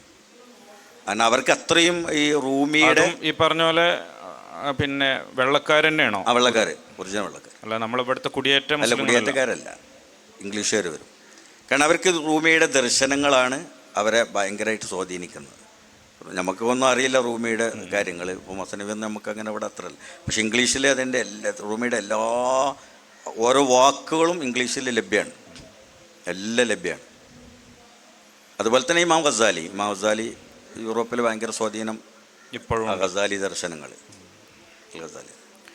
അങ്ങനെ ഒരു അതിൻ്റെ കൂട്ടത്തിൽ ഏതാണ്ട് ലാസ്റ്റായിട്ട് ഇപ്പം ഈ താർത്താരികൾ പിന്നെ ഇവരുടെ മംഗോളിയക്കാരുടെ ആക്രമണമാണല്ലോ ഇസ്ലാമിക ലോകത്തെ നശിപ്പിച്ച ഒരു വലിയ സാധനം. പക്ഷെ പിന്നീട് ഇവർ ഇസ്ലാമിലേക്ക് വരുന്ന ആ ഒരു എന്താ സംഭവിച്ചത് വെച്ചാൽ അവർ അന്നത്തെ ഈ പടയോട്ടം എന്ന് പറഞ്ഞാൽ പടയോട്ടം നടത്തിയാണ്ട് പോരല്ലേ ചെയ്യാം, അവരെങ്ങനെ മുന്നോട്ട് പോവുക. അപ്പോൾ അവിടെയൊക്കെ അവർ സെറ്റിൽ ചെയ്യും. അവിടുന്ന് വന്ന ആളുകൾ നാട്ടിലേക്ക് പിന്നെ അവർ തിരിച്ചു പോകില്ല, അവിടെ സെറ്റിൽ ചെയ്യും. അപ്പോൾ എത്രയൊക്കെ അവർ ചെയ്തെങ്കിലും അതൊക്കെ ഈ ഏത് അക്രമത്തിനും അവസാനം ഉണ്ടാവുമല്ലോ. കാലാകാലം മനുഷ്യനെ കൊന്നുകൊണ്ടിരിക്കാൻ പറ്റില്ലല്ലോ. അതൊരു നിശ്ചിത ടൈമിലുണ്ടാവും, അത് കഴിഞ്ഞാൽ അത് അവസാനിക്കും. ഈ മജ്സർ എന്ന് പറയുന്ന അസാസിനേഷൻ എന്ന് പറയുന്ന പറഞ്ഞാൽ അതാണ് ചെയ്ത് കഴിഞ്ഞാൽ കഴിഞ്ഞല്ലോ. അപ്പോൾ അന്ന് ഏതാണ്ട് 10 ലക്ഷത്തിലധികം ആളുകൾ ബഗ്ദാദിൻ്റെ കീഴിൽ അബ്ബാസിയയിൽ കൊല്ലപ്പെട്ടു പോയിട്ടുണ്ട്.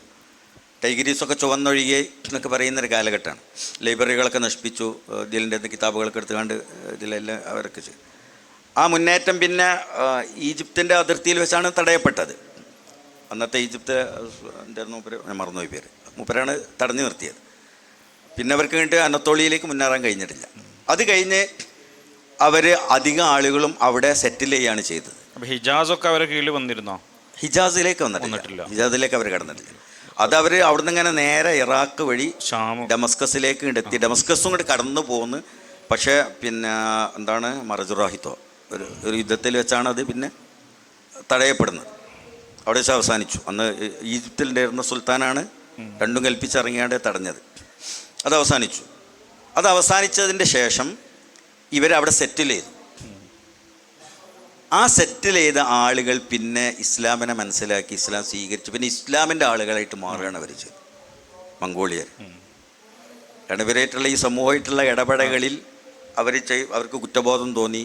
അവർക്ക് ചെയ്തതിലൊക്കെ അവർ പശ്ചാത്തപിച്ച് പിന്നെ അവർ നല്ല മുസ്ലിം സൊസൈറ്റി ആയിട്ട് മാറുന്നുണ്ട് ചരിത്രത്തിൽ. ഈ മുഗളന്മാർ ഇപ്പോൾ അവരുടെ പിൻഗാമികളാണ്. മുഗളന്മാർ താർത്താരികളെ പിൻഗാമികളാണ്, തത്താർ വർഗ്ഗമാണ്. പക്ഷെ അവരെ ഹുലാഖാൻ്റെ ഫാമിലി അല്ല, ഇത് വേറെ ഒരു വർഗ്ഗമാണ്. അതിൽ പിന്നെ ഈ ബാബർ, അതിന് മുമ്പുണ്ടായിരുന്ന അദ്ദേഹത്തിൻ്റെ പേരെ മറന്നുപോയി, എന്തായിരുന്നു പറയാ, സമർക്കന്ത് ഭരിച്ചിരുന്ന തിമൂർ, അമീർ തിമൂർ. ഈ തിമൂറൊക്കെ ഇസ്ലാം സ്വീകരിച്ച താർത്താരികളിൽപ്പെട്ട ആളാണ്.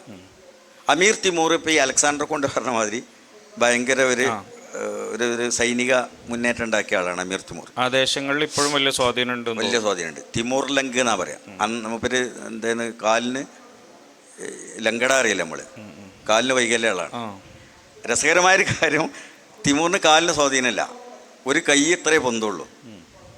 ആ തിമൂറാണ് ഈ ലോകം മുഴുവൻ കീഴടക്കുന്നത്. അപ്പോൾ ഒരു മുന്നേറ്റത്തിൻ്റെ അല്ലെങ്കിൽ പ്രതിരോധത്തിൻ്റെ ശക്തി എന്നൊക്കെ പറയുന്ന അത് കുറേ ആയുധങ്ങളോ ഒന്നല്ല, മനസ്സിൻ്റെ മനക്കരുത്താണത്. മനക്കരുത്തുണ്ടെങ്കിൽ ആളുകളെ ഒപ്പം നിർത്താൻ പറ്റും. കുറച്ചാൾ ഒപ്പം ഉണ്ടെങ്കിൽ കമ്മിയും ഫിയത്തും കലീലത്തിൻ കലബത്ത് ഫിയത്തും കത്തീറാണ്, ആരും കീഴടക്കാൻ പറ്റും. അങ്ങനെയാണ് അമീർ തിമൂർ കംപ്ലീറ്റ് ഈ പ്രദേശങ്ങൾ, ഇന്ത്യ വരെയുള്ള സിന്ധ് വരെയുള്ള പ്രദേശങ്ങളൊക്കെ അമീർ തിമൂർ കീഴടക്കുന്നത്. ആ അമീർ തിമൂറിൻ്റെ രണ്ടാമത്തെ തലമുറയിൽപ്പെട്ട ആളാണ് ബാബർ, മഹോൾ. അപ്പോൾ അതൊക്കെ ശരിക്കും പറഞ്ഞാൽ ഇന്ത്യയിലെ ഈ മുഗൾ ഭരണം പോലും ഈ താർത്താരികളുടെ ഇസ്ലാം സ്വീകരണത്തിൻ്റെ ഭാഗമാണ്, അതിൻ്റെ ഭാഗമായിട്ട് വന്നവരാണ് അവർ. പക്ഷെ അവരൊക്കെ നല്ല മുസ്ലിങ്ങളായിരുന്നു. കാരണം അവർക്കൊക്കെ അവിടെ ഈ ഞാനീ പറഞ്ഞ യസവി തരീഖത്തിൻ്റെ സ്വാധീനമുണ്ട്. ഇപ്പോൾ അമീർ തിമൂറിൻ്റെ ഖബർ സമർക്കന്ദിൽ ഖബർ നിങ്ങൾക്ക് കാണാം. ആ ഖബറിൻ്റെ തല കിടക്കുന്നത് മൂപ്പരുടെ ഗുരുവായിരുന്ന എന്താ മൂപ്പരുടെ പേര്, അദ്ദേഹത്തിൻ്റെ കാൽപാദത്തിൻ്റെ ഇടയിൽ. തിമൂർ നമ്മൾ ആത്മീയമായിട്ടും കൂടി ബഹുമാനിക്കുന്ന തിമൂറാണ്. അവിടെ മധ്യേഷ്യയിലുള്ള ഈ മക്ബറകൾ, ഇപ്പോൾ ഇമാം ബുഖാരിയുടെ ഇവരൊക്കെ മക്ബറകളൊക്കെ ഉണ്ടാക്കിയത് തിമൂറാണ്. ബഹുദ്ദീൻ നഖ്ശബന്ദിൻ്റെ ഒക്കെ ഖബറുകൾ ഇപ്പോൾ തുർക്കികൾ ചെയ്ത മാതിരി, തുർക്കികൾ ഖിലാഫത്ത് കാരണം അറേബ്യയിലെ മക്ബറകളൊക്കെ ഉണ്ടാക്കിയത് തുർക്കികളാണ്. എന്നാൽ അമീർ തിമൂറാണ് ഈ മക്ബറകളൊക്കെ ഉണ്ടാക്കിയത്. എല്ലാവരും അഹമ്മദ് യസഫിൻ്റെ ഒക്കെ ഖബർ നിർമ്മിച്ചത് തിമൂറാണ്. തിമൂർ വസിയത്ത് ഇതാണ് ഷെയ്ഖിൻ്റെ, ഇദ്ദേഹത്തിൻ്റെ, എൻ്റെ മൂപ്പർ അവിടെ നിന്നല്ലല്ലോ മരിച്ചത്, ഇവരങ്ങോട്ട് കൊടുന്നതാണ്. അവിടെ കൊണ്ടുപോയിട്ട് സമർക്കന്ദിൽ കൊണ്ടുപോയിട്ട് എൻ്റെ ഷെയ്ഖിൻ്റെ കാൽപാദത്തിൻ്റെ അടിയിൽ എന്നെ മറവ് ചെയ്യണമെന്ന് തിമൂർ വസിയത്ത് ചെയ്ത്. അപ്പോൾ എന്ത് നമ്മൾ ചരിത്രത്തിൽ അവരെന്തൊക്കെ ചെയ്തു എന്ന് കണ്ടാലും അതിനൊക്കെ ഒരു മറുവശം ഉണ്ടാവും. നമ്മൾ വിചാരിക്കുന്ന മാതിരി ആയിക്കോളന്നില്ല, മനുഷ്യൻ്റെ ഉള്ളാളും കൽബ് എങ്ങനെ നമുക്കറിയില്ലല്ലോ. നമുക്കിനി ഇൻട്രാക്ഷനിലേക്ക്. അപ്പോൾ അൽഹംദുലില്ലാ, നമുക്ക് ഇസ്ലാം ലോകത്തിൻ്റെ വിവിധ ദേശങ്ങളിൽ വ്യാപിച്ചതിൻ്റെ ചില ചിത്രങ്ങളിലൂടെയാണ് നമ്മൾ കടന്നുപോയത്. ഇൻഷാ അല്ലാഹ് ഒരു വളരെ കുറഞ്ഞ സമയം നിങ്ങൾക്ക് കൂടെ അനുവദിക്കുന്നുണ്ട്.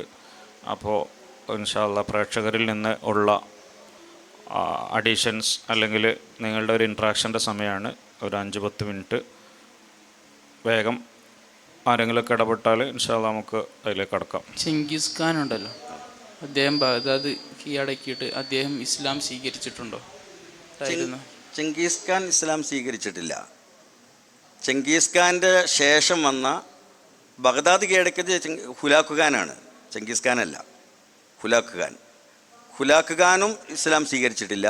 അവരുടെ പിന്നീടുള്ള തലമുറ അവിടെ സെറ്റിൽ ചെയ്ത ആളുകളാണ് ഇസ്ലാം സ്വീകരിച്ചത്. ഇപ്പോൾ നമ്മൾ ഇവിടെ ഇസ്ലാമിനെ കുറിച്ച്, ഇസ്ലാമിൻ്റെ യുദ്ധമുഖങ്ങൾ വളരെ ലളിതമായിട്ടാണ് ഉസ്താദ് ഓർമ്മപ്പെടുത്തിയത്.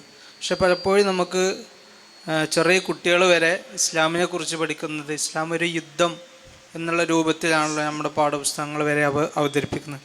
അപ്പോൾ അത് വളരെ ലളിതമായിട്ടൊന്നും കൂടി ചെറിയ രൂപത്തിലേക്ക് ആക്കി മാറ്റിയാൽ നമുക്ക് മാത്രമല്ല എല്ലാവർക്കും ഇസ്ലാമിനെ വളരെ ലളിതമായി മനസ്സിലാവുന്ന രൂപത്തിലേക്ക് മാറ്റാൻ കഴിയില്ലേ?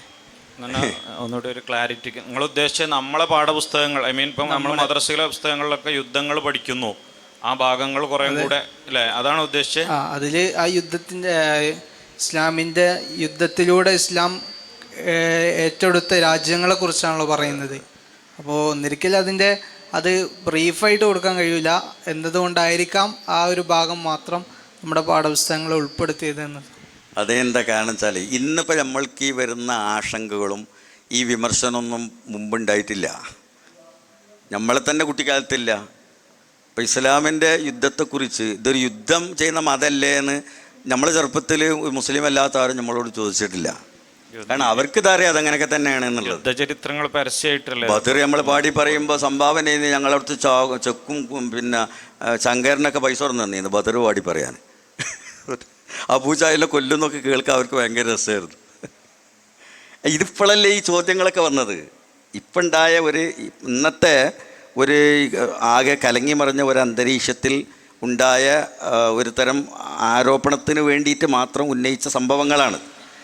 അപ്പോൾ അന്നതില്ലാത്തത് കൊണ്ട് ഇസ്ലാമിനെ സംബന്ധിച്ചിടത്തോളാണെങ്കിൽ മഗാസി എന്ന് പറഞ്ഞാൽ വലിയൊരു പാർട്ടാണത്.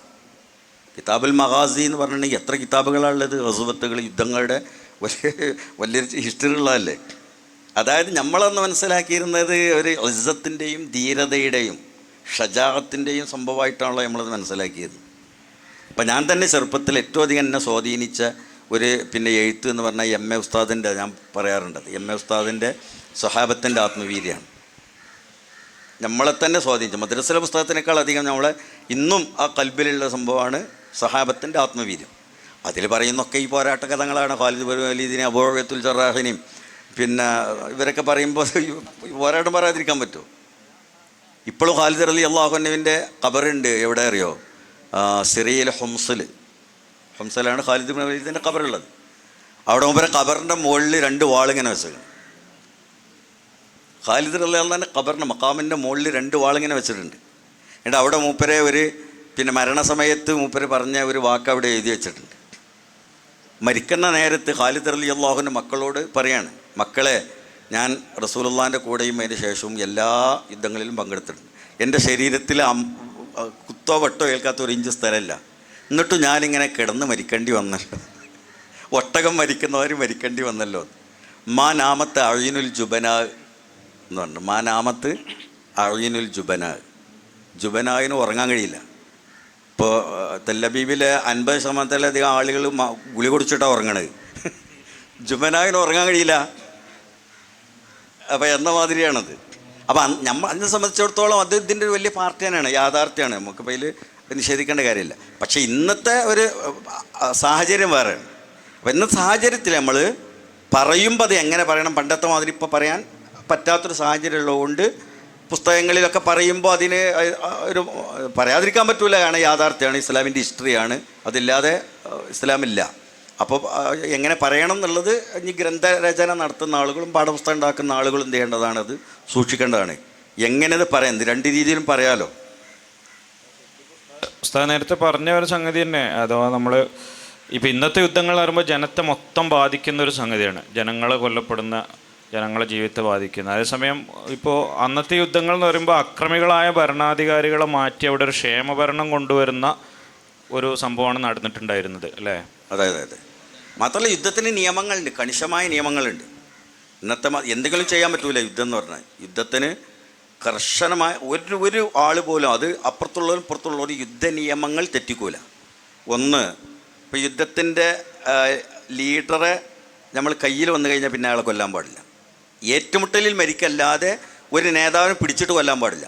അത് ആരായിരുന്നാലും ശരി, എത്ര വലിയ ശത്രു ആയിരുന്നാലും പിടിച്ചു കഴിഞ്ഞാൽ അയാൾക്ക് പരിപൂർണമായ സേഫ്റ്റി കൊടുക്കണം. അയാളുടെ ആരോഗ്യം എല്ലാം സൂക്ഷിക്കണം. യുദ്ധ നിയമമാണ്.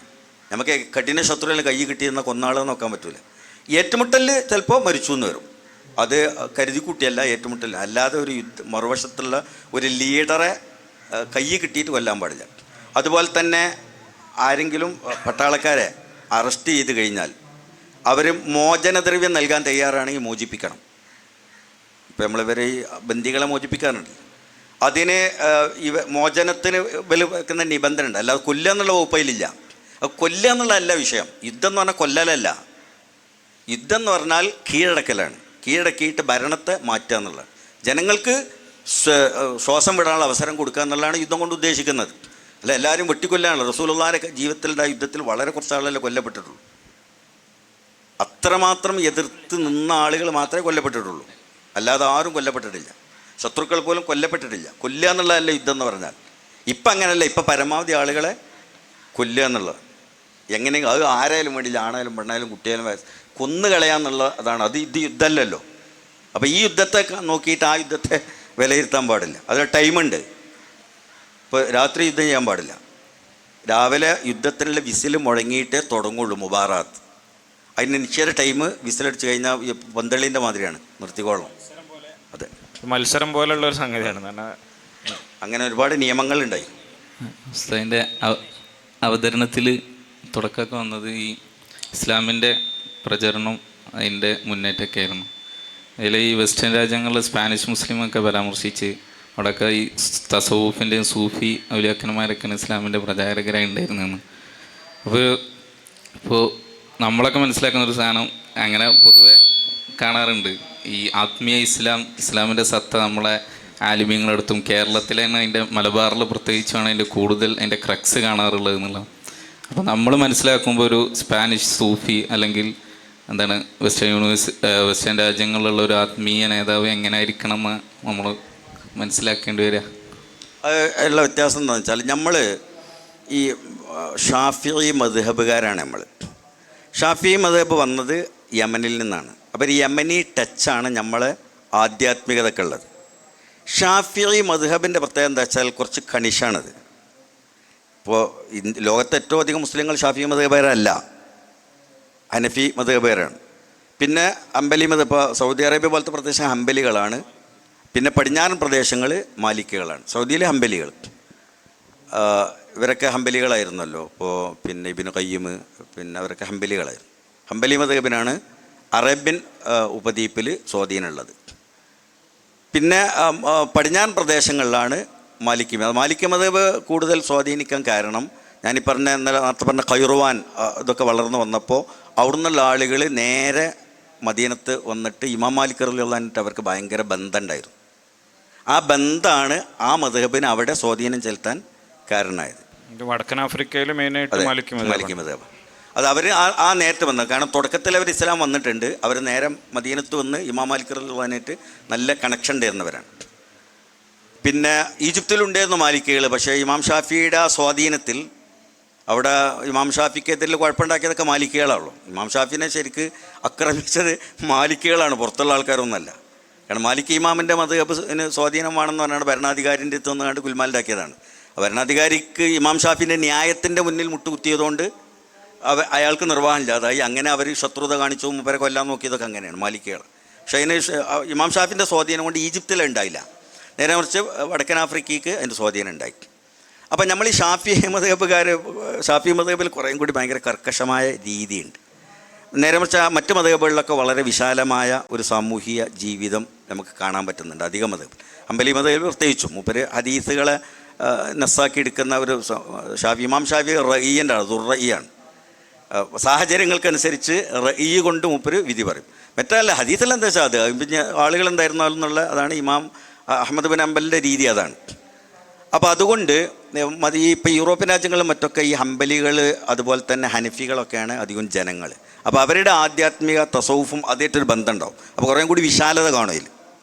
നമ്മൾ ഈ തസൗഫ് എന്ന് പറഞ്ഞാൽ ഈ യമനിൽ നിന്ന് വന്ന ആളും പിന്നെ പ്രത്യേകിച്ച് മഖ്ദൂം തങ്ങളുടെ പാരമ്പര്യത്തിലാണ് നമ്മളുടെ സൂഫികൾ ഉണ്ടായത്. നമ്മൾ ശരിക്കും പറഞ്ഞാൽ നമ്മളെ പഴയ കാലത്ത് ആലിമീങ്ങൾ എല്ലാവരും സൂഫികളാണ്.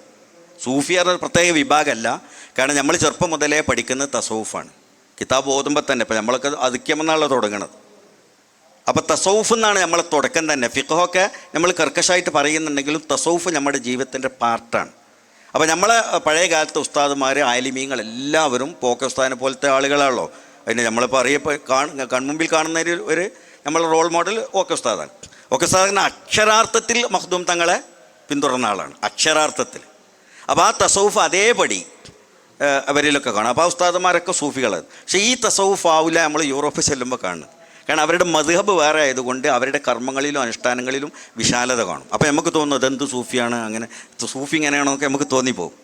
അതുപോലെ തന്നെ അവരുടെ ദർശനങ്ങളിലും ഇപ്പോൾ നമ്മൾ പറഞ്ഞാൽ ഒരു അഷ്അരി കണിശതയുണ്ട്. അഷ്അരിയത്ത് എന്താണെന്ന് നമുക്ക് അറിയില്ലെങ്കിലും അങ്ങനെ പറഞ്ഞു വന്നതുകൊണ്ട് നമ്മൾ അങ്ങനെയുള്ളൂ. അത് എല്ലാവർക്കും ആളുകൾക്ക് അറിയില്ല അഷ്അരിയത്ത് എന്താണ്, അതിന് വിശദാംശമൊന്നും അറിയില്ലെങ്കിലും നമ്മൾ കുറച്ച് അഖീദയുടെ ഇതിൽ ഒതുങ്ങി നിൽക്കുന്നുണ്ട്. പക്ഷേ മാതുരീദികൾ അങ്ങനെയല്ല. അവർ ഹംബലി ഹനഫികളുമാണ്. അവരുടെ അഖീദയിൽ കുറേയും കൂടി വിശാലമായ സൗകര്യങ്ങൾ ഉണ്ടെന്നാണ് ഈ മദ്ഹബിനെ കൊണ്ട് പറഞ്ഞ മാതിരത്തെ. അപ്പോൾ അതിൻ്റെ വ്യത്യാസം കണ്ടിട്ട് നമ്മൾ അവരെ എന്ത് ചെയ്യാൻ പറ്റില്ല, അത് വെച്ചിട്ട് നമുക്ക് അളക്കാൻ പറ്റില്ല. തസൗഫ് അത്തരം അനുഷ്ഠാനങ്ങളിലല്ല ഊന്നുന്നത്. നേരെ മറിച്ച് അതിൻ്റെ ആധ്യാത്മികമായ ഇലാഹിയായ ബന്ധങ്ങളിലാണ് അത് ഊന്നുന്നത്. അപ്പോൾ അവർ അങ്ങനെയാണത് മനസ്സിലാക്കുക. അപ്പോൾ നമുക്ക് കുറേ മാത്രമല്ല ഇപ്പോൾ ഈ യൂറോപ്യൻ കൾച്ചറുണ്ട്. അപ്പോൾ ആ കൾച്ചറിൽ എന്ത് ചെയ്യും, ചിലപ്പോൾ നമ്മൾ പ്രതീക്ഷിക്കുന്ന മാതിരി ആവില്ല അവരുടെ രൂപങ്ങളും വേഷവിധാനങ്ങളും കാര്യങ്ങളും സാമൂഹികമായ ബന്ധങ്ങളും പെരുമാറ്റങ്ങളൊന്നും. അപ്പോൾ ആ യൂറോപ്യൻ കൾച്ചർ അവർക്ക് കംപ്ലീറ്റ് ആണ്ട് ഒഴിവാക്കുക എന്നുള്ള അവരുടെ ജീവിതത്തിൽ ഉണ്ടാവില്ല. ഇപ്പോൾ മൊറോക്കോയിൽ ചെന്നാൽ മൊറോക്കോയിൽ ഫ്രഞ്ച് കൾച്ചർ നല്ലോണം ഉണ്ട്. കാരണം ഫ്രഞ്ച് കോളനി ആയിരുന്നു മൊറോക്കോ. അപ്പോൾ ഞങ്ങളൊരിക്കൽ അവിടെ ചെല്ലുമ്പോൾ തന്നെ ഇതേപോലെ ഒരു ഹാളിൽ ഞങ്ങൾക്ക് ഫുഡ് കൊടുന്ന് വെച്ചപ്പോൾ സ്ത്രീകളൊക്കെയാണ്. അപ്പോൾ അവരുടേതായ ഒരു യൂറോപ്യൻ കൾച്ചറിലാണല്ലോ. അപ്പോൾ സ്വാഭാവികമായിട്ട് നമുക്കിങ്ങനെ തോന്നുമല്ലോ, ഇതെന്ത് മുസ്ലിം. നമ്മളെ പെട്ടെന്ന് നമ്മളൊരു പ്രതികരണം എങ്ങനെ, നമ്മൾ കേരളത്തിൽ ഭയങ്കര ഇസ്ലാമുള്ളവരാണ്, ബാക്കിയുള്ളവരൊക്കെ എന്ത് എന്നുള്ളൊരു ചിന്ത, മറ്റൊക്കെ ഒരു മോശം എന്നുള്ളൊരു ധാരണ നമുക്ക് പൊതുവേ പുറത്ത് കൂടുതൽ യാത്ര ചെയ്യാത്തതുകൊണ്ടുണ്ടാകുന്ന ഒരു പ്രശ്നമാണ്. അപ്പോൾ നമുക്ക് പെട്ടെന്ന് അങ്ങനെ തോന്നും, ഇവരൊക്കെ എന്ത് ആൾക്കാരാണ്. ഫുഡൊക്കെ കൊടുന്ന് വെച്ച് അവരെല്ലാം കഴിഞ്ഞ് പോയതിൻ്റെ ശേഷം ഒരു ഉമ്മയാണ് അതിൻ്റെ ഉടമ. അയാൾ ആ ഉമ്മാൻ്റെ 3-4 പെൺകുട്ടികളുമാണ്. ഒക്കെ ചെറുപ്പക്കാരത്തികളാണ്, 18-20 വയസ്സുള്ളൂ. അവരൊക്കെ പോയതിന് ശേഷം ആളുകളൊക്കെ ആണെച്ചെങ്കിൽ ഇത് മുഖത്ത് പോക്കാനും വയ്യാതെ ഇങ്ങനെ കുട്ടികളല്ലേ സെർവ് ചെയ്യണത്. ഫുഡൊക്കെ കഴിച്ചാണ് പോയി. അപ്പോൾ പിന്നെ ഞാനും പൊന്മുളസ്താദും കൊമ്പുസ്താദും ഞങ്ങളിവിടെ ഇരിക്കുന്നുണ്ട്. അപ്പോൾ ഈ ഉമ്മ ഞങ്ങളോട് വന്നുകൊണ്ട് ഭയങ്കരമായിട്ട് ഞങ്ങളോട് ചോദിച്ചു ഫുഡൊക്കെയാണ്. അപ്പോൾ നല്ല അഭിപ്രായമൊക്കെ പറഞ്ഞു. അപ്പോൾ ആ ഉമ്മ ഞങ്ങളോട് പറഞ്ഞു, എൻ്റെ 2 പെൺകുട്ടികളാണ്, ഇവർക്ക് നല്ല സ്വാലിഹ്യങ്ങളായ ഭർത്താക്കന്മാർ കിട്ടാൻ വേണ്ടി നിങ്ങൾ ദ്വാരക്കണം എന്ന് പറഞ്ഞു. സത്യം പറഞ്ഞപ്പോൾ കൊമ്പുസ്താദ് ശരിക്ക് കണ്ണിൽ വെള്ളം എന്നുണ്ട്. ദ്വാരന്നു ഞങ്ങൾ പാത്തി ഓതിയിട്ട് ഉമ്മാനോട് എത്തിയാണ് ദ്വാരന്നു ചെയ്തു. ഇവർ പോരുമ്പോൾ പറഞ്ഞു ചെയ്തു, ഇവരുടെയൊക്കെ അള്ളാഹ് കാണുന്നുണ്ടാവില്ല അവരുടെ കൽബ്, ആ ഉള്ള് എങ്ങനെയായിരിക്കും അവർ മറ്റത് അവരുടെ ഒരു കൾച്ചർ. പിന്നെ അഥവാ ഇപ്പം ഈ മൊറോക്കോ അടക്കമുള്ള സ്ഥലങ്ങൾ ലിബറൽ ആണ് എന്ന് പറയാറുണ്ട്. ശരിക്കും അതിനൊരു മറുവശമാണ് വെച്ചാൽ ആ സ്വാധീനമാണ്. ഒരുപാട് കാലം ഫ്രഞ്ച് കോളനി ആയിരുന്നതാണ് അവർ. അവരെ മനസ്സ് ആധ്യാത്മികതയിലാണ്. കാരണം ഈ സൂഫികളാണ്, ഇമാം ജസൂലി, ഇമാം ഖാലിയാൽ ഇവരൊക്കെ കഴിഞ്ഞു പോയ നാടല്ലേ. ഇപ്പോഴും അവിടെ മൗല ഇദ്രീസ് എന്ന് പറഞ്ഞാൽ, ഞാൻ നേരത്തെ പറഞ്ഞ മൗല ഇദ്രീസിൻ്റെ ഈ മക്കാമുകളൊക്കെ അവിടെ ഭയങ്കര സംഭവങ്ങളാണ്. ഇവിടെ മുഴുവൻ ഇവരുണ്ടാവും. അവരുടെ ആ ഒരു വലിയ, ഇപ്പോൾ അബ്ദുസ്സലാം മഷീഷ്, നമ്മൾ ഷാദുൽ ഇമാമിൻ്റെ ഷെയ്ഖ് മഷീഷിൻ്റെ മക്കാം അവിടെ ഉള്ളത് ഒരു കുന്നിൻ്റെ മുകളിലാണ്. അപ്പോൾ ഇതൊക്കെ ഇവർക്ക് മൊറോക്കോക്കാർ ശരിക്കും ഇപ്പോഴും ആത്മീയ പാരമ്പര്യമാണ്. പക്ഷേ പ്രത്യക്ഷത്തിൽ നമുക്ക് മനസ്സിലാവില്ല. നമ്മൾ ഈ കൾച്ചറിൻ്റെ വ്യത്യാസം കൊണ്ടങ്ങനെ മനസ്സിലാവില്ല. അപ്പോൾ നമ്മൾ അങ്ങനെ എന്ത് ചെയ്യരുത്, അത് വിലയിരുത്തുക, അല്ലെങ്കിൽ അവരെന്തെങ്കിലും ഒരു വാക്കുകളോ ഒരു സംഭവങ്ങളോ ഒന്നും നമ്മൾ വിലയിരുത്തിയിട്ട് ഡിഫറൻ്റാന്ന് തോന്നിപ്പോകരുത്. ഈ ഫിഖ്ഹിൽ ഒരുപാട് മദ്ഹബുള്ള മാതിരി തസൂഫിൽ ഒരുപാട് മദ്ഹബ് ഉണ്ട് എന്ന് മനസ്സിലാക്കിയാൽ മതി. അപ്പുറം പ്രത്യേകിച്ചൊന്നുമില്ല. അസ്സലാമു അലൈക്കും. ഷെയ്ഖ് സലാഹുദ്ദീൻ അയ്യൂബി, അതുപോലെ നൂറുദ്ദീൻ സംഗി, ഇവരൊക്കെ യഥാർത്ഥത്തിൽ പ്രതിരോധം മാത്രമാണോ തീർത്തിട്ടുള്ളത്? അതല്ല, അതോ യുദ്ധത്തോടു കൂടെ തന്നെ അവരുടേതായ രീതിയിലുള്ള ദഅവത്തുകൾ, സൂഫി സ്വാധീനം, ഇതൊക്കെ അവരുടെ പ്രവർത്തനത്തിൽ വന്നിട്ടുണ്ടോ? സലാഹുദ്ദീൻ അയ്യൂബിയിൽ വലിയ സ്വാധീനം ഉണ്ടായിട്ടുണ്ട്. നൂറുദ്ദീൻ സംഗി അങ്ങനെ തന്നെയായിരുന്നു. പക്ഷേ സലാഹുദ്ദീൻ അയ്യൂബിയാണ് നൂറുദ്ദീൻ സംഗിയേക്കാൾ സമൂഹത്തിൽ അറിയപ്പെടുന്നത്. കാരണം മൂപ്പര് ഫാത്തിഹുൽ ഖുദ്സാണ്. അതുകൊണ്ട് അപ്പോൾ സലാഹുദ്ദീൻ അയ്യൂബി ശരിക്കും പറഞ്ഞാൽ വലിയ ആധ്യാത്മികമായ ചിന്ത ഉണ്ടായിരുന്ന ആളാണ് ചെറുപ്പം മുതൽ തന്നെ. മൂപ്പര് കുട്ടിയായിരുന്ന, മൂപ്പര് ഹിസ്റ്ററി അങ്ങനെ തന്നെയുള്ളൂ. കുട്ടിയായിരുന്ന കാലം മുതലേ അങ്ങനെ വലിയ ദർശനം ഉണ്ടായിരുന്ന ആളാണ്. അതിൻ്റെ പ്രതിഫലനമാണ് മൂപ്പർക്ക് മിസ്റിൽ ആളുകൾ സംഘടിപ്പിച്ചാണല്ലോ. ഡമസ്കസിൽ അന്ന് ഭിന്നതയുടെയും പ്രശ്നങ്ങളുടെയും അധികാര തർക്കത്തിൻ്റെയും കാലമാണ്. ശരിക്കും നൂറുദ്ദീൻ സംഗിയുടെ ബന്ധുവോ അല്ലെങ്കിൽ പിൻഗാമിയോ ഒന്നും അല്ല സലാഹുദ്ദീൻ അയ്യൂബി. മൂപ്പര് ഒരു സൈനിക മേധാവി മാത്രമാണ്, ഒരു സൈനിക ദളത്തിൻ്റെ മേധാവിയാണ്. അപ്പോൾ ആ കുടുംബത്തിൽ നിന്ന് വലിയ ഇഷ്യൂ ഉണ്ടായിട്ടുണ്ട്, അവർ അധികാര തർക്കങ്ങൾ ഉണ്ടായിട്ടുണ്ട്. അത് ഡമസ്കസിൽ വലിയ പ്രശ്നമായപ്പോഴാണ് മൂപ്പര് എന്ത് ചെയ്യുന്നത്, ഈജിപ്തിലേക്ക് പോകുന്നത്. ഈജിപ്തിൽ നിന്നാണ് മൂപ്പര് സൈനികരെ സംഘടിപ്പിക്കുന്നത്. ഈജിപ്ത് സ്ട്രോങ് ആയതോടുകൂടി പിന്നെ ഡമസ്കസിന് കീഴടങ്ങല്ലാതെ വേറെ വഴിയില്ലാതായി. അങ്ങനെ സലാഹുദ്ദീൻ അയ്യൂബി തിരിച്ചു വന്നിട്ടാണ് ഡമസ്കസ് പിന്നീട് മൂപ്പരെ കോൺക്വർ ചെയ്യുന്നത്, കീഴടക്കുന്നത്. എന്നിട്ടാണ് മൂപ്പര് ജനങ്ങളെല്ലാവരും ഒറ്റ അണിയായിട്ട് നിർത്തിയിട്ട് ഒന്നിപ്പിച്ചിട്ടാണ് ഖുദ്സ് വേണ്ടി നീങ്ങുന്നത്. അങ്ങനെയാണ് അത് വിജയിക്കുന്നതും. അപ്പം അല്ലെങ്കിൽ അത് ഒരിക്കലും വിജയിക്കുമായിരുന്നില്ല. ആ ഖുദ്സിൻ്റെ ആ വിമോചനത്തിൻ്റെ ആ സമയമുണ്ട്, ആ വിജയിക്കുന്ന ടൈം, അതിൻ്റെ ഹിസ്റ്ററി ഉണ്ട്. അത് നമ്മൾക്ക് വായിച്ചാൽ മനസ്സിലാകും എങ്ങനെയാണ് മൂപ്പര് ഖുദ്സ് മോചിപ്പിച്ചത്. കാരണം അവിടെ ഉണ്ടായിരുന്ന അന്ന് ക്രിസ്ത്യാനികളെ കയ്യിലായിരുന്നു. അവർക്ക് മുഴുവനും മൂപ്പര് അഭയം കൊടുക്കുകയാണ് ചെയ്തത്. 100% അഭയം കൊടുത്തിട്ട് ആണ് പിന്നെ മൂപ്പര് എന്ത് ചെയ്യുന്നത്, ഖുദ്സ് കീഴടക്കുന്നത്. നമ്മൾ പറയും ഫാത്തി മിസ്ർ പറയുമ്പോൾ അവിടുത്തെ ക്രിസ്ത്യാനികളൊക്കെ കൊന്ന് കീഴടക്കിയതാണ്. അങ്ങനെയൊന്നല്ലാതെ അന്ന് എന്താണ് ആ ചങ്ങാതിൻ്റെ പേര്, ഒരു യൂറോപ്പിൻ്റെ സിംഹം എന്ന് പറഞ്ഞിട്ട് കുരിശു എന്തൊരു ചങ്ങാതിൻ്റെ പേര് ഞാൻ മറന്നു, അയാളാണ് അന്ന്. അയാളെ ആണ് കീഴടക്കുന്നത്. പക്ഷേ കീഴടങ്ങുമ്പോൾ ഗ്യാപ്പ് കൊടുക്കുകയാണ് അവർക്ക്, ക്രിസ്ത്യാനികൾക്ക്. നിങ്ങൾ ഇവിടെ താമസിക്കാൻ പോകണമെങ്കിൽ പോകാം സേഫായിട്ട്. അപ്പോൾ അതൊക്കെ എന്തുകൊണ്ട് ചെയ്യാൻ കഴിയുന്നു എന്ന് വെച്ചാൽ ആ ഒരു വെറുമൊരു കീഴടക്കുക, ഒരു പോരാളി അല്ലെങ്കിൽ അങ്ങനെയുള്ള ഒരു പോക്കിരിത്തരം എന്നുള്ളതിൻ്റെ അപ്പുറത്തേക്ക് ഒരു ആധ്യാത്മികത ഉണ്ടായത് കൊണ്ടാണ് അത് സംഭവിച്ചത്. അതുകൊണ്ടാണ് പിന്നെ നിലനിർത്താൻ കഴിഞ്ഞതും. അൽഹംദുലില്ലാ, വളരെ മനോഹരമായ ഒരു സെഷൻ നിങ്ങളുടെയൊക്കെ ചിന്തകളെ ഉദ്ദീപിപ്പിക്കുകയും അതോടൊപ്പം തന്നെ പുതിയ പ്രചോദനങ്ങൾ നൽകുകയും ചെയ്ത ഒരു സെഷൻ ഇവിടെ തൽക്കാലം അവസാനിക്കുന്നു. ഇൻഷാ അല്ലാഹ് ഇതെല്ലാം ചില യാത്രകളുടെ തുടക്കങ്ങളാണ്. ഇവിടെ നിന്നായിരിക്കും ഒരുപക്ഷെ നിങ്ങളിലെ ഒരു ദായി അല്ലെങ്കിൽ ഒരു പോരാളി പിറക്കുന്നത്. അള്ളാഹു നമ്മളിലൊക്കെ ഈ സെഷനുകളുടെ ബറക്കത്ത് തെരുമാറാവട്ടെ. ബഹുമാനപ്പെട്ട ഉസ്താദിന് എല്ലാവിധ സന്തോഷവും അറിയിച്ചുകൊണ്ട് സെഷൻ വൈൻഡപ്പ് ചെയ്യുന്നു. അസ്സലാമു അലൈക്കും.